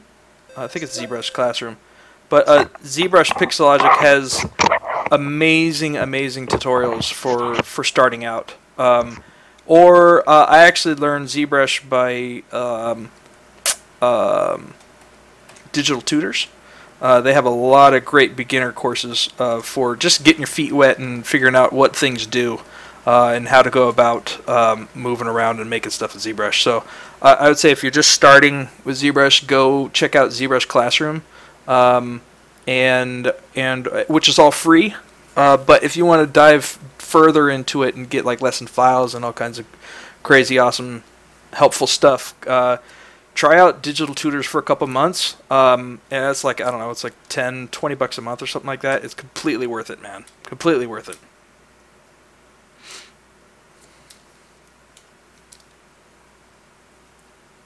All right, Bjorn. Thanks a lot, man. Thanks for coming by, man. I really appreciate it. I appreciate the feedback too, buddy. That it's definitely helped. I'm gonna work on that pose a little bit very soon. But thanks for dropping by, man. Really appreciate it.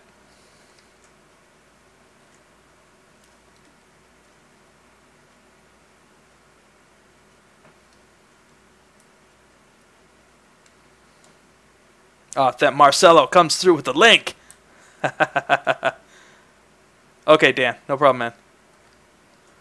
Dan's restarting his stream, so.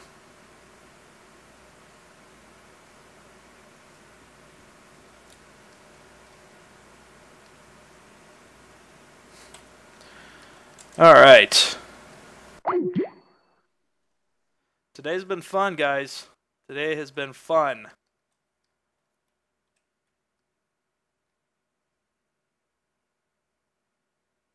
I know what I wouldn't give for a move tool when I'm working in clay. All right. Hey, Dan, you there? Are you there, Dan? How about now? How about now? All right. Looks like he'll be right back. Yeah. Sir Twisty Nips. Sir Twisty Nips. Really? That's awesome. Thank you for the follow, man. And also, there's been a bunch of other people that have followed as well, and I apologize that I wasn't able to say thank you at that moment. So, if you have followed in the last half hour or so, thank you very much. It means a ton to me.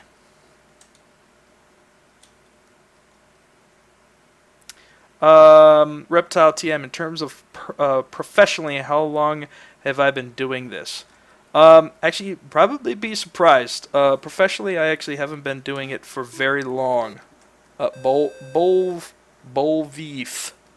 Thank you for the follow. I've mostly just been working on like small indie games, and a little bit of work for Ironclad Studios on an unannounced project. So definitely nowhere near what Dan has done, but soon. Really, I mean, it's honestly I'm really working on my portfolio right now. This is all portfolio work, and I'm hopefully within the next 6 months or so, we'll see if that may change.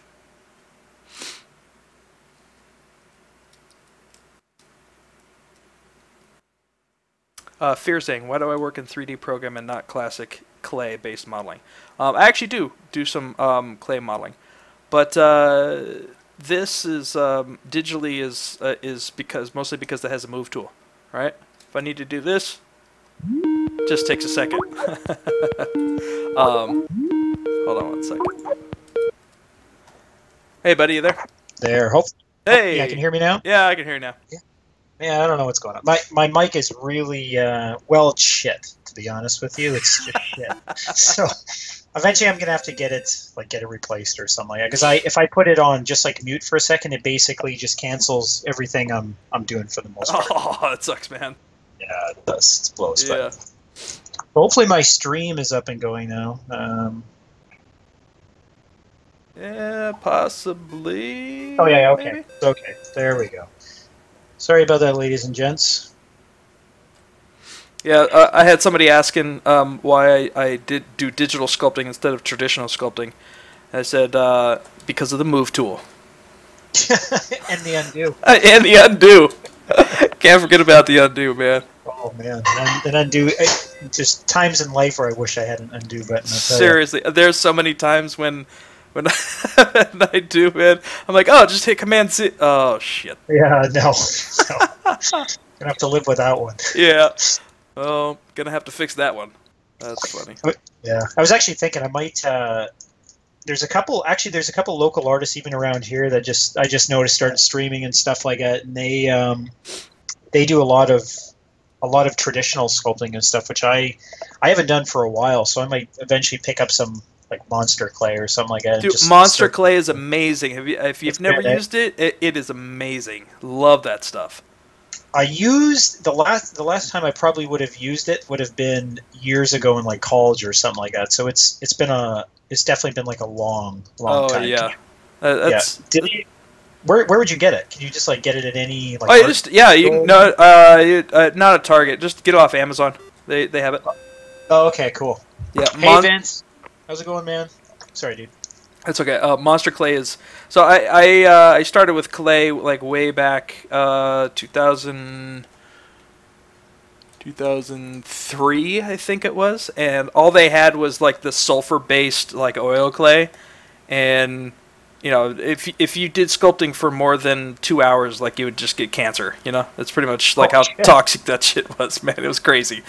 But sponsored by asbestos. Yeah, sponsored by asbestos. Oh, that's freaking hilarious, man. Well, then, like, you couldn't, it was really awesome to work with, but, man, like, it just would not last long, and it would stink to high heaven, man. It would just, like, you could only stand working in it for a couple hours at a time, man. Either that or you're just, you know, in some kind of gas helmet or something. Oh, jeez. Yeah. Well, the other thing, too, is that you couldn't do traditional style, well, not traditional style, but you couldn't do a lot of the casting with that clay because the sulfur in it would react funny to the casting material, so like it wouldn't set, right? So you just have a gooey mess sitting there, like a completely thrashed sculpture and useless cast. It's pretty much what you would have. Okay. That's interesting. Wow. Yeah, when's the last time you've used it? I really want to get into it, to be honest. I'd love to do it. Yeah, I have a on my my ArtStation page. I have one of my last sculptures up there. It was probably about a year ago, like when Monster Clay hit the industry, probably about a year or so ago. Oh, nice. Yeah, I did. It's kind of like a forest fawn shepherd thingy. But it was about maybe 16 inches tall. Yeah, Oh, very cool. yeah, it was a lot of fun, man. I really do miss working in clay for sure. Yeah. It was interesting because I started with digital modeling first, and then I went to do traditional. And man, I can't even tell you how much better my digital sculpting was after I started doing traditional stuff. Is that right, eh? Oh man, it was like night and day, man. Just because like your hands kind of just know or can feel the difference of what the form should be doing.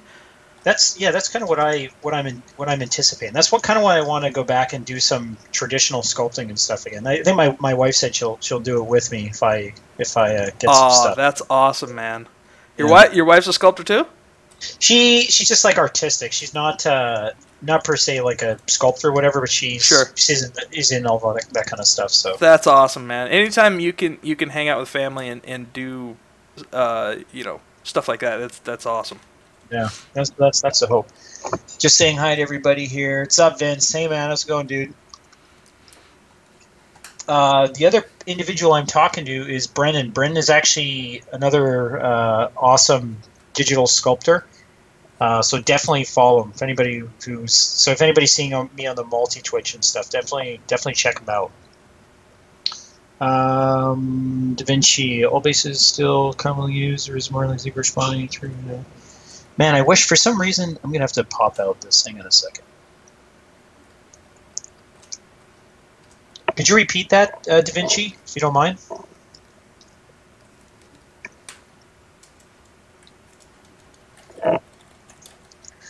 So, Brandon, did you set like a deadline for this right now of when you want to have this finished? Yeah, I have to have it finished by GDC. Okay, cool. Yeah, so this is I'm hoping that this guy will convince somebody to let me go play in their studio. That's awesome, dude. That's really cool. So it will we'll see. I'll probably have you at some point when I'm ready. Give me some good feedback on this guy from Yeah, absolutely, dude. from that point of view, because it would be very helpful. Yeah, no worries. Absolutely. That's kind of the one thing I like about the Twitch stuff too. Is even just like working on stuff, you get the occasional like, oh hey, maybe look at this part and that part, and it's like, oh yeah, it's good feedback and stuff. Right, exactly. Yeah. So if you're anybody looking to get in the industry or an artist or whatever, never take stuff to heart, basically. Yeah. Like, I think you're in the wrong industry if you do. yeah. Like, because art directors don't hold back, right? No. Try working for Lucas, right? Holy cow, that was interesting. Let me tell you. Right? No holds barred, bro. Right? Yeah, it was. Well, yeah, I've got some stories about working there. But like, it was never really personal, though, right? It was always to better the design. Yeah. No, yeah, it wasn't. So when I was there, we would have our daily at 9 o'clock every morning. We would have our daily reviews with on 1313 with ILM. So you'd have to be there at 9 a.m. and we would do it in the theater there at Lucas. And basically, it was just like everybody was very, very blunt. Let's put it that way. But that's a nice way of putting it, right? Yeah. I mean, it's you would never go in there expecting like pats on the back, like, "Oh, nice job" or this and that. Okay, move on. Nice sphere, man. Nice sphere. Yeah. I don't know. It's every studio is a little bit different. I'd say in Microsoft, it's awesome. We have an amazing art director and just a really good management team, and it's every day going to work and stuff. It's just it's a lot of fun. Like, it's not. I don't find it overly stressful or anything like that. So. Yeah, that makes all the difference in the world too, man. I'm sure, like, happy artist equals good output, right? Absolutely, dude. Absolutely. It's got a question here. Are all base meshes still commonly used, or is it more just ZBrush mono and retopo these days? When you're talking about heads or specific shared topology where you have blend shapes or shared amongst other characters, it's very much about the topology, about shared assets. But in general, when you're talking about baking high to low, it really doesn't matter. It doesn't make a big difference. And the other one, Oddfellows, hey Dan, in about 6 months my internship program starts. You got any do's and don'ts for portfolios? Any tips in general? Currently I live in the Netherlands, but I want to go to work in the US. Okay. So I'll tell you this about working in the U.S. because I have my American green card. Brendan, you might actually find this interesting and stuff too. Working in the United States is probably the hardest country to get the ability to work in legally. Anyways, it's very, very tough. In order to work as a 3D artist in the United States, you need a bachelor's or some type of university degree to enable you to work there. So that's just a heads up for anybody who's currently in school or currently wanting to go work in the States. They are very stringent and very anal about the type of education and experience you need to work there. And in general, for portfolios, if you're just talking about a character artist, man, just a good male, a good female, and a monster. That's basically all you need. Just stuff that looks really good. That's the bare bones of it. And they get sponsored, yeah. That's actually good to know, is that you guys look for a male, a female, and a creature. It's good to know. I think so. I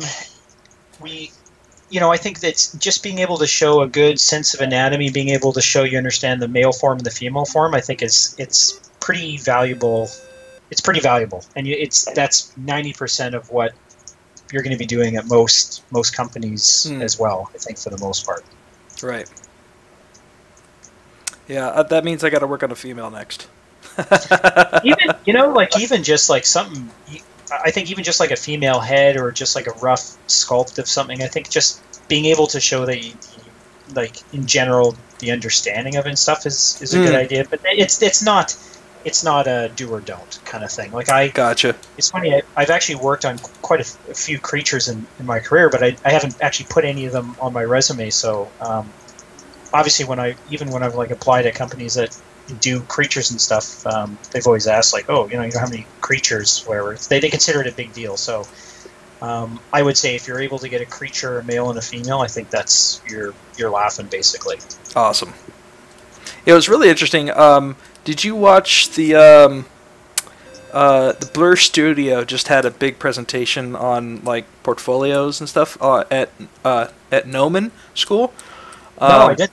Yeah, you have to check it out, man. It was a really, really interesting insight into how they go about like hiring people and like what they look for and what they hate, that kind of thing. You know, it's like the do's and don'ts of like portfolio for Blur. I'm like, yeah, that's a gold mine right there, man. It had a lot of really good information in it. Yeah, they crank out just some amazing stuff too. It's hard to beat Blur when it comes to that kind of stuff. Oh man, their work is just so beyond amazing, man. It blows me up. But it was really interesting. So what I took away from it, and one of their big points was, you know, like you don't really necessarily have to have like a crazy deep portfolio, right? Like they do a lot of hiring based off of one image. If you have one like just kick-ass killer image, that's usually what they hire on. Yeah, I would believe that. Funny enough, I mean, this is quite a few years ago and stuff. I was actually before going to on the Tomb Raider team. I was actually talking to Blur. I was actually talking briefly to Tim Miller, who's the owner over there and stuff. Didn't work out where I ended up going over there and stuff. We wanted to stay in the Bay Area, this and that, whatever happened. But they do look at very specific things that kind of maybe set you apart from somebody else, or if they see just the fact that you're really good at one thing or whatever, my impression is they look for skills as opposed to some of the programs that you use. At least that's what I've kind of gathered. So it's a good point. Like just being able to do one thing really well or being talented in another, I think they look at more or less the investment in the person as opposed to what their knowledge is of something. Right. Which is good. You know? Like, hey, like if you can create something that awesome, like, yeah, we want you to create that awesome stuff for us. Yeah. So, yeah, it's basically what it seems. I mean, once you have Blur on your resume too, like that's pretty, yeah. Right? It could be. Yeah. It's supposed to be. It's. Yeah, I don't know if I know anybody there now. I used to know quite a few people there and stuff, but. Right. So I got a couple of really good questions, and you could definitely chime in on these too. So, Sure. Mr. Sir Twisty Nips asks, what Lots of names. I know, right? Sir Twisty Nips. What program do you recommend for beginners? I've been looking to get for a good one. I was just looking for your input. So it really depends, and I was going to try to answer you in text, but this warrants at least an audio response. It really depends on what you want to do, right? You know, are you looking to do like low poly modeling for mobile games? Are you looking to do cinematic style modeling for movies or TV? Are you looking to do stylized game characters? It really depends on what your output, what your goal is, because each one will be slightly different. Yeah, It's a good point. Yeah, it's a good point. I would say just on the whole, you'll need to know at least one major program. So Modo, 3ds Max, or Maya. You'll need to know one of those just as your base program. Then you'll need some kind of sculpting program, whether it be Mudbox or ZBrush. If you want to do like more high-res stuff, but low-res stylized stuff does use ZBrush as well too. But you'll probably want to know at least ZBrush or Mudbox for more sculpting stuff, and then you'll want to know texturing software. Right, so you'll want to know probably the industry standard is quickly becoming either Quixel Suite or Substance Designer or Substance Painter. You'll probably want to know one of those two. Mari is a big one in film. Getting into exactly, film. Exactly. And then, so if you're going film, you need to know Mari, right? If you're going for game character, like stylized, then you probably want to know 3D Coat. That's really, really good for stylized texturing. And then if you want to go more physically based rendering stuff, then go with either Quixel Suite or Substance Painter or Designer. Yeah, that's I would agree with all that. Excellent. Basically. Hey, I'm on the right track. Yeah, I would say honestly, ZBrush and Maya right now seem to be the developing trends when it comes to just your meat potatoes kind of thing. So. Yeah, I would agree with that. Yeah. I got a bunch here too, if it's cool. Go. Yep. Orwell company needs to be back it up with the government.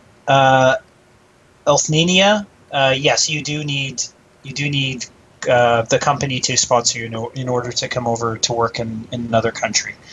Can it be busts? Yeah, working on busts is great for portfolio.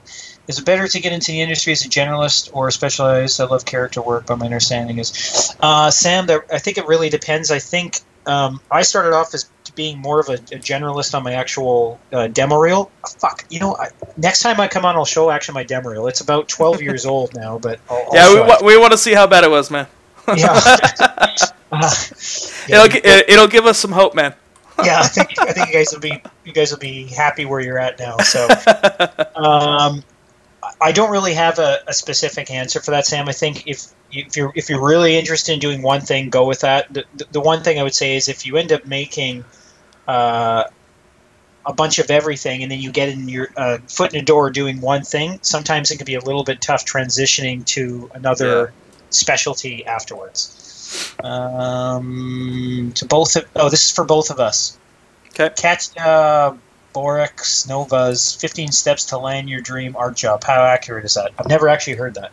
I don't know what that is. Haven't heard You might it. know what that is. No, I haven't heard it. A link would be good, though, if you have it. Yeah. Hey, Caliber, how's it going, man? Mari's weaseling us way. Savior, absolutely. Post the link to 15 Steps. Sure, go ahead. Also thinking it's good to use software in Dream Studios. Yep, I agree with that. What program's using? I'm using Mudbox. If you were to work at Blur, it might be useful. Yes, 3D Studio Max is what they use at Blur. Yep. That's another really good thing too. On that same point, do some research and figure out what companies you would like to work for, and then figure out what software they use, right? And then learn that software. Yeah, 100%. King Kohler, yep. I am working on the Dead Mouse likeness right now. There's a chance next week he's going to be home at this house. He might come into the streams when we're doing it. But I think he's in Las Vegas right now, so he's not at this house.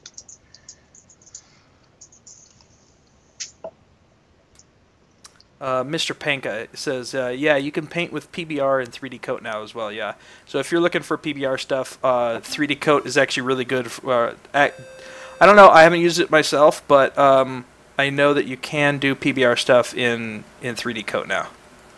Oh, that's cool. Yeah. Seems like it's going to be the norm here pretty soon. I think so too, man. Have you used 3D Coat at all, like the latest versions? I haven't. I used the earlier versions. It's more or less like a retopology tool, right? Like for the most part. Oh man, it was initially it was known for stylized texturing. Like you could just go and just paint on it, and it doesn't matter what your resolution was. You could just literally just paint right on the model, right? So it was really good for so Blizzard uses it to paint all their World of Warcraft stuff, basically. Ah, cool. Right, That's so cool. that was like the thing to use because you could just doesn't matter what the resolution was. You could just go and paint right on it, right? So the really interesting thing that 3D Coat has done with their latest release is that their sculpting tools now are based off of not a hollow mesh like most 3D programs use now, but voxels. Oh, interesting. Yes, I have heard of that. Right, like that is amazing. Like hello, yeah. So basically, it's not a hollow mesh like ZBrush is, where you're just displacing the surface. It literally is full. Right, like it's got information inside the mesh, so that when you are sculpting on it, you're literally like adding or subtracting from that volume. That's crazy. Oh, dude, man, I wish I had more time to learn it, just because that would be so awesome to be able to sculpt in. You know? Yeah. Camcorder, what's going on, man? Camcorder is a awesome traditional 3D sculptor right here in the heart of. Well, sorry, he lives in Vancouver, I believe. How's it going, man? Thanks for stopping by, dude. Some awesome stuff watching the other day, dude. Casual Berto, Quixel 2 really improved my opinion. Funny about the Quixels thing is they contacted me a couple of months ago about trying their beta, but to be honest, man, I haven't had time to try it. Do you use it at all, Brandon? Do you use the Quixels, the suite or whatever? You know, I've tried. For me, it's more about like ease of use. Sure. And I really enjoy the fact that Painter has their own platform, and it's not piggybacking off of another program like Photoshop. We all want instant results, right? We all want instant gratifications. If I make a stroke and if I change something, I want to know what it looks like right away. And the problem with Quixel is that it has to do all the background calculations before you actually see it. Now, it's got a lot better, but it's just fundamentally the same. And personally, for me, I'd rather use something that's much more stable and their own environment than that. But I mean, it is still a great tool. But at the moment, I'm using Substance instead of Quixel. Okay, cool. Yeah, thanks, Camcorder, man. It was awesome watching your stream, dude. Thanks, dude. Yeah, I've been working on some different stuff here and there. Just thought I'd get back on this for the Dead Mouse head for a little bit. Then I got some other shit I got to do. How do you guys go about creating your base meshes? ZBrush, Maya or Mudbox. Base meshes I just create in Maya for the most part, unless I'm doing some Dynamesh stuff in ZBrush. Yes, I do tend to use ZBrush every once in a while. Quix is getting produced for high poly work for V-Ray, still missing UDIM, but definitely good for quickness of ease. Yep. Where can I find the Blur Studio portfolio thingy? You know what, JJ? I'm not actually sure, dude. I think if you Google it, for the most part, you should be able to find it. Yeah, just Google it real quick. It'll be on there. Or either search for it on Facebook, too. Everybody's been posting it up on Facebook. Blur. Yeah, Blur's... but pretty, it's pretty good. It was based on the Gnomon campus. So if you make sure that you put Gnomon in the search as well, then you'll be able to find it. Yeah, we actually have a couple. We have a couple Blur guys at Microsoft right now as well. Man. Well, Dan, how long does it take you approximately from start to finish to do a head sculpt or full body sculpt? It really depends. If I'm working on a likeness and I'm taking my time in the morning, a couple weeks sometimes. I want to say it's quicker, but it really kind of depends. And for a body, same kind of thing. It really depends on how much time I'm actually spending on it. Yeah, it kind of depends, dude.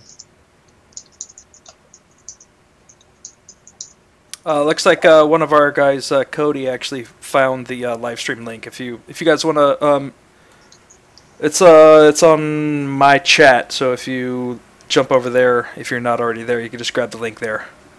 I think someone posted it here as well. Okay, cool, excellent.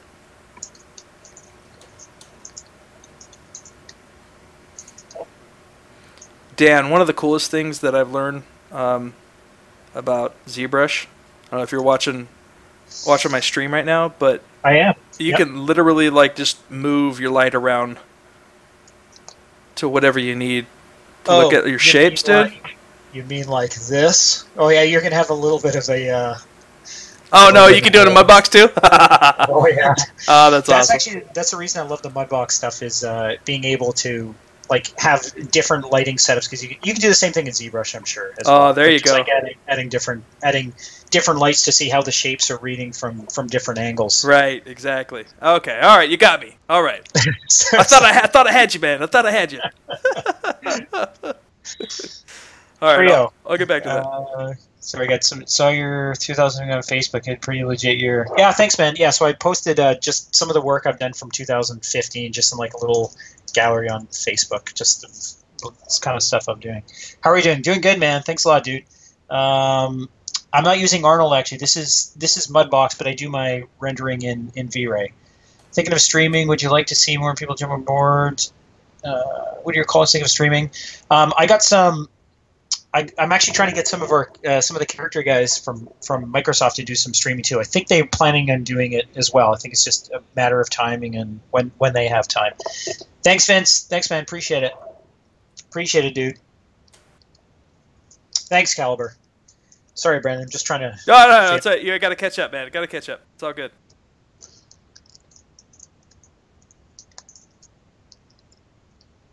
Yeah, I'm digging the head, dude. It looks cool. The concept is the concept they did is pretty rad as well. Oh, you talking to me now? Yeah, I'm just watching. Oh, okay. Yeah. Oh, yeah. Thanks, man. Yeah, it's when I first saw this guy, I was like, this has got so much potential in 3D, so much potential. Yeah. Yeah, it's great. Hey, Janice, how's it going, man? The second guy is Brendan, and you can actually, if you go to the live, if you go to the multi Twitch, you guys will be able to find him on there and follow him as well. He actually does morning sculpts as well and stuff. And stuff is rad. So that's how I came about meeting Brendan. Oh, hey, Camcorder. I'm gonna check you out, buddy.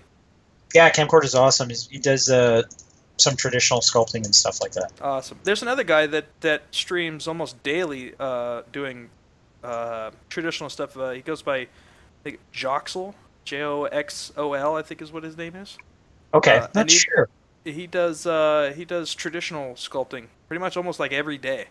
That's awesome. I love seeing the traditional stuff. I think it's. I'm jealous. I want to get into doing a couple of them just for fun. Not enough time in the world, man. Yeah, telling me. Jeez.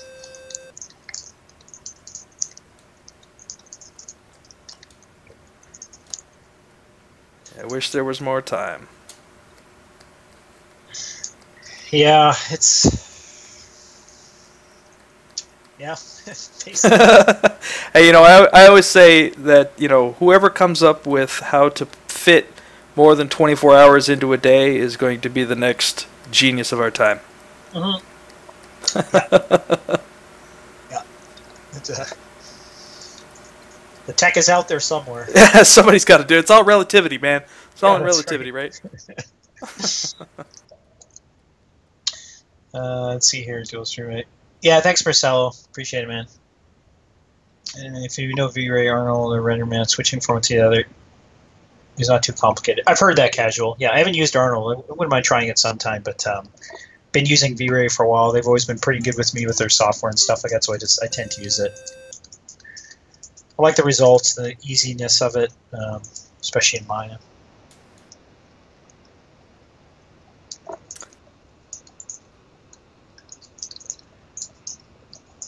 Yeah. It was funny. Camcorder said, how to add hours. Work on a plane flying backwards heading west. Genius, man. Genius.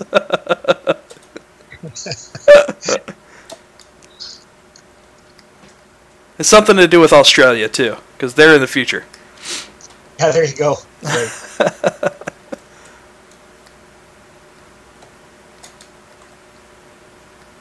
I've heard of Corona. Someone's asking about Corona. Not the beer, mind you, but yeah, I've heard of the Corona before. There's just so many programs out there now. Yeah. So it's like, where do you find the time to do it? I tell you, man, like where do you have time to learn new software and constantly building art and portfolio at the same time? It's like it's very, very tough. It is. That's exactly how I feel about 3D Coat right now. I'm like, I want to learn 3D Coat so bad because I think it would add a lot to my digital skills. I just don't have the time, man. I don't have the time. No, man. I know. I guess I got to get on a plane flying backwards, though. Yeah. I am going to be doing something in ZBrush soon, though. I'm going to hold you to that, man. I know. I want it. So I'm doing planning on doing a Harley Quinn likeness from Margaret Robbie, and I want to do the whole thing in ZBrush, but if I want to get it done before the movie and get it done in time and stuff, I don't know if that's going to be the right project. Yeah, right. Yeah. If you want to follow, Frank Zhang, right? Oh yeah, I know Frank. Yeah. Yeah, he's got some awesome gumroads. I don't know if you've checked his out, but he did Walter White. Yes. Yeah, it was funny. I was watching it. I'm just actually getting caught up on Breaking Bad now. I'm actually just getting the stuff nice. done. No spoilers. No spoilers, man. No, yeah, please don't. Frank's been actually awesome because he actually I put a random Facebook message out about the Gumroad, and he was nice enough to message me and give me his 2 cents on the Gumroad stuff or whatever. So Frank's awesome. He's been doing amazing stuff with the industry too, man. Him and his team over at Naughty Dog are just killing it over there. Yeah, it absolutely is. It's good for the industry and stuff like that too. Frank, he's a really nice guy as well. So that whole team over there too, like Colin Thomas. Yeah. And Glauco's over there now. Yeah. Yep. Like those guys are just, man. It's just watching them work, just inspiring, man. It's true. It's true.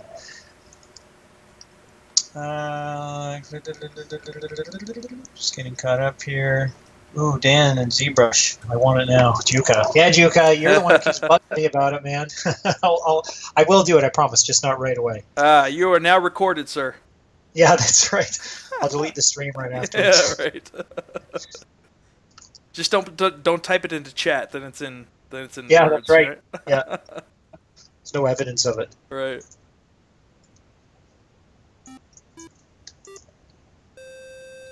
And Jesse, thanks for the follow, buddy. Oh man, I don't even have that thing turned on right now, so I have no idea what's happening with that. No, man. I every once in a while I can't get it to work. It's all buggy and stuff, and I always feel bad. Let's see here.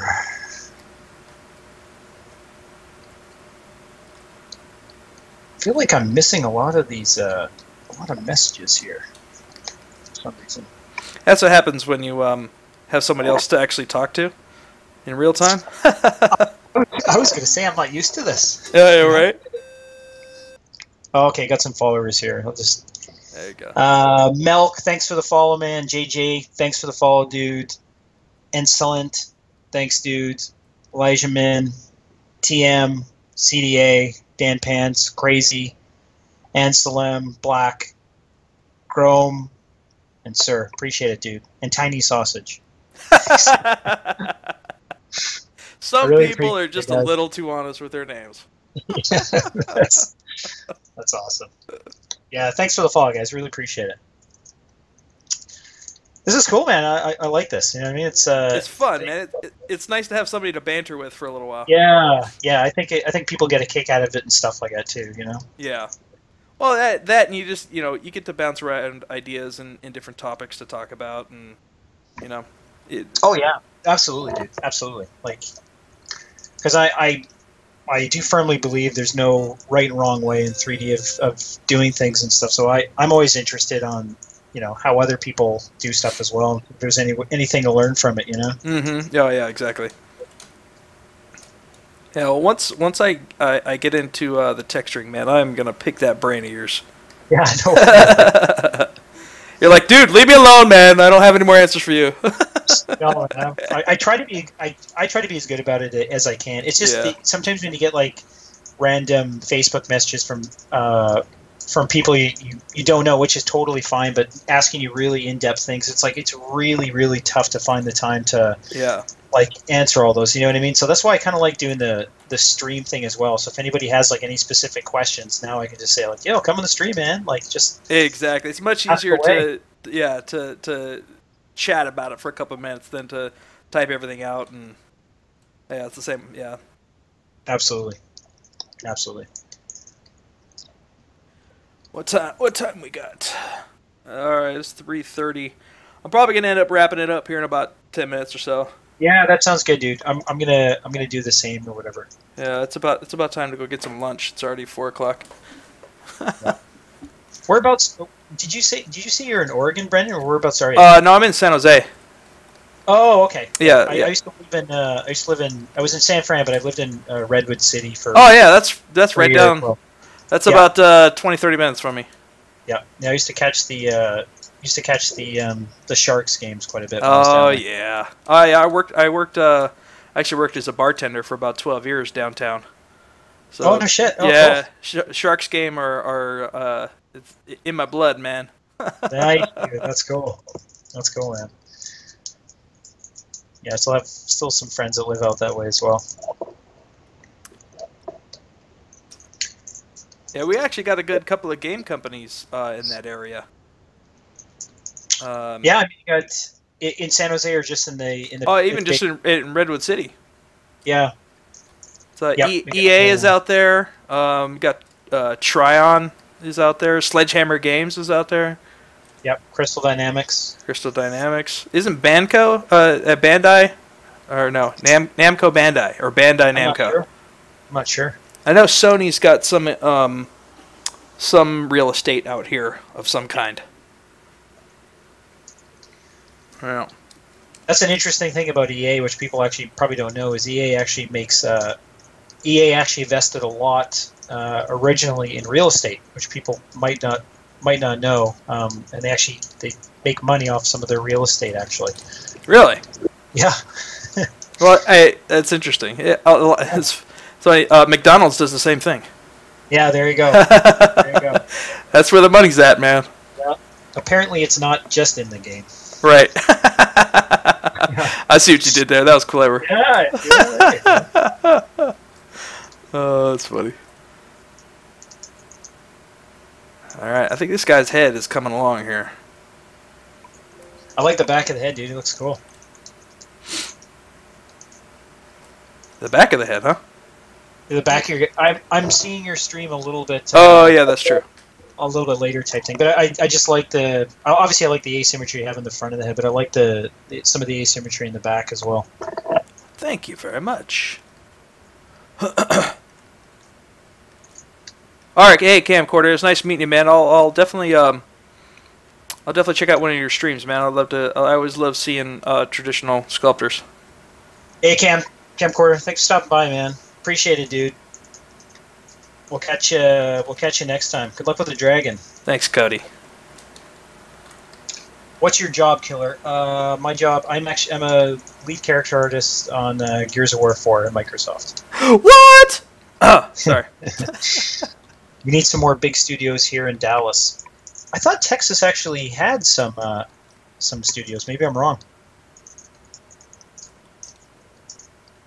Because Texas is actually known to be is an up and coming big hub, personally, but.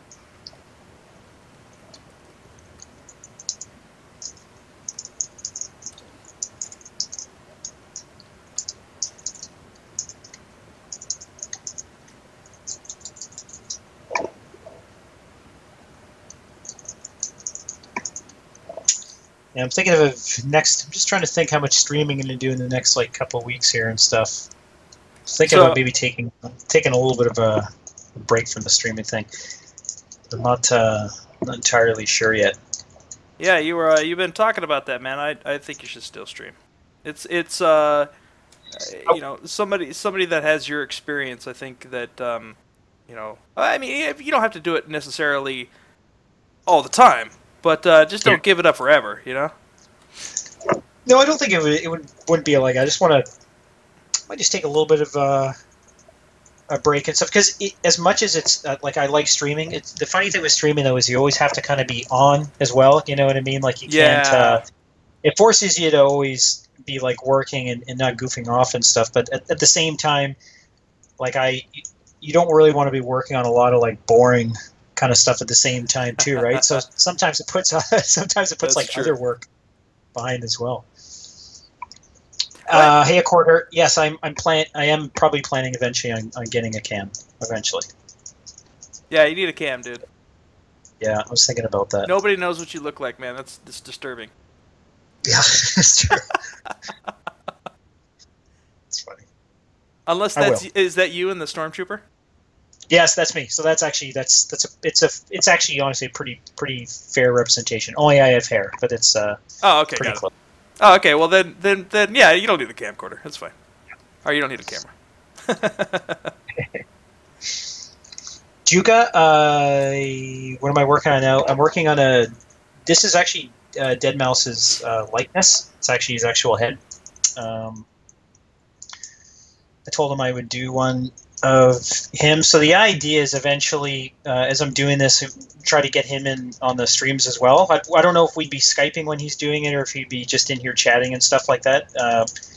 We were talking about doing it last, I think it was Thursday or Friday. He was in LA though, and I actually had some other stuff I had to do. But the plan is eventually to work on this. But the next time I come and work on this, I'd prefer him to maybe be here as well, kind of thing. Because I wouldn't mind his feedback on it as well. So who is this guy that you're sculpting? His name's Dead Mouse. He's a DJ from Canada, but he's a pretty well known DJ. If you were to Google him or whatever, you'd probably recognize the mask and some of his music and stuff like that. Okay. Are you a big DJ guy? Like house music and stuff? I did like it a lot growing up. I like Dead Mouse's stuff. I like like some of the old school kind of Daft Punk stuff. So yeah, I was. I wouldn't say I like go to shows or anything like that, but yeah, I would say so. Yeah, cool.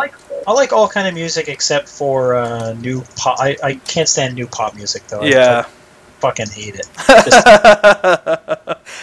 I would agree with you on that. Just talking about going to the club and hanging out with bitches and stuff. Yeah. You're like, come on, man. Like, have some like intelligence in your words, maybe. Yeah. Enough of that, right? Yeah. Mista, sorry, man. I think I said the other day I was going to work on it and stuff like that. But to be honest, I've been last week I was working. My hours were pretty crazy and stuff, so I wasn't able to get up early. But I will let everyone know when I do get up in the morning and do it. So sorry about that. Good to see you on here though, Mista. Appreciate it. Thanks, Yuka. Yeah, I'm still working on the likeness. Isn't there yet, but it's not all the way. But we'll get there. Yeah, I know it's cold, dude.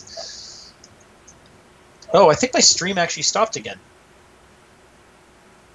I don't think people... Are you guys even seeing it moving? Because I'm not even seeing it moving. I have a feeling it stopped again. I'm still seeing the lag. Not the lag. I'm not the lag, but the delay.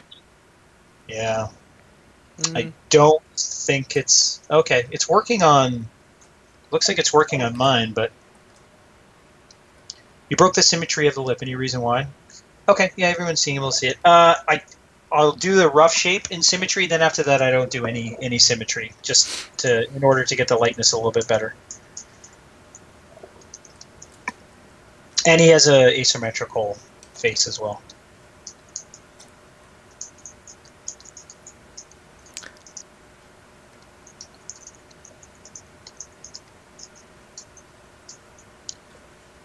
Thanks, Miles. Appreciate it, man.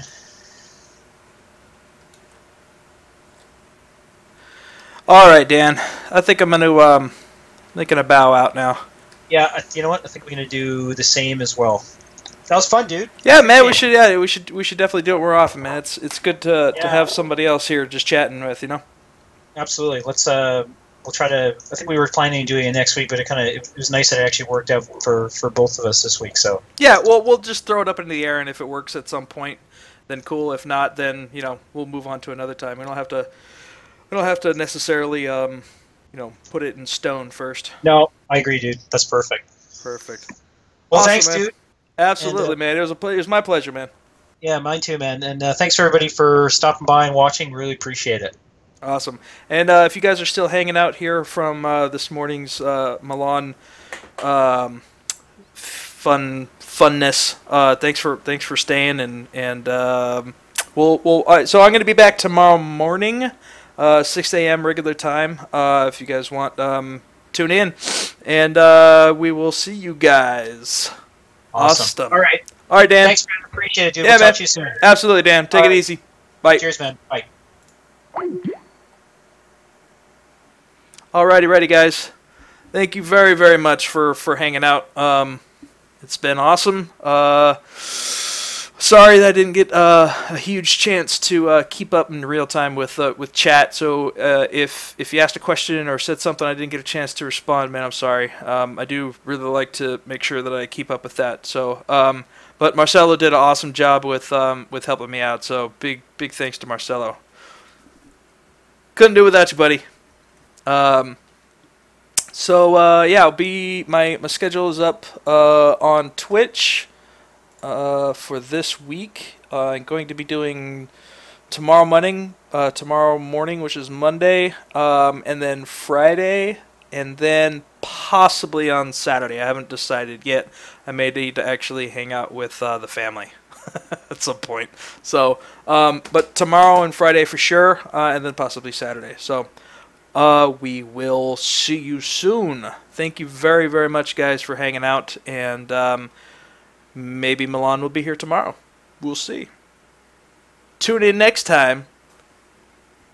Different bat time. Same bat channel. All right, guys. Take it easy.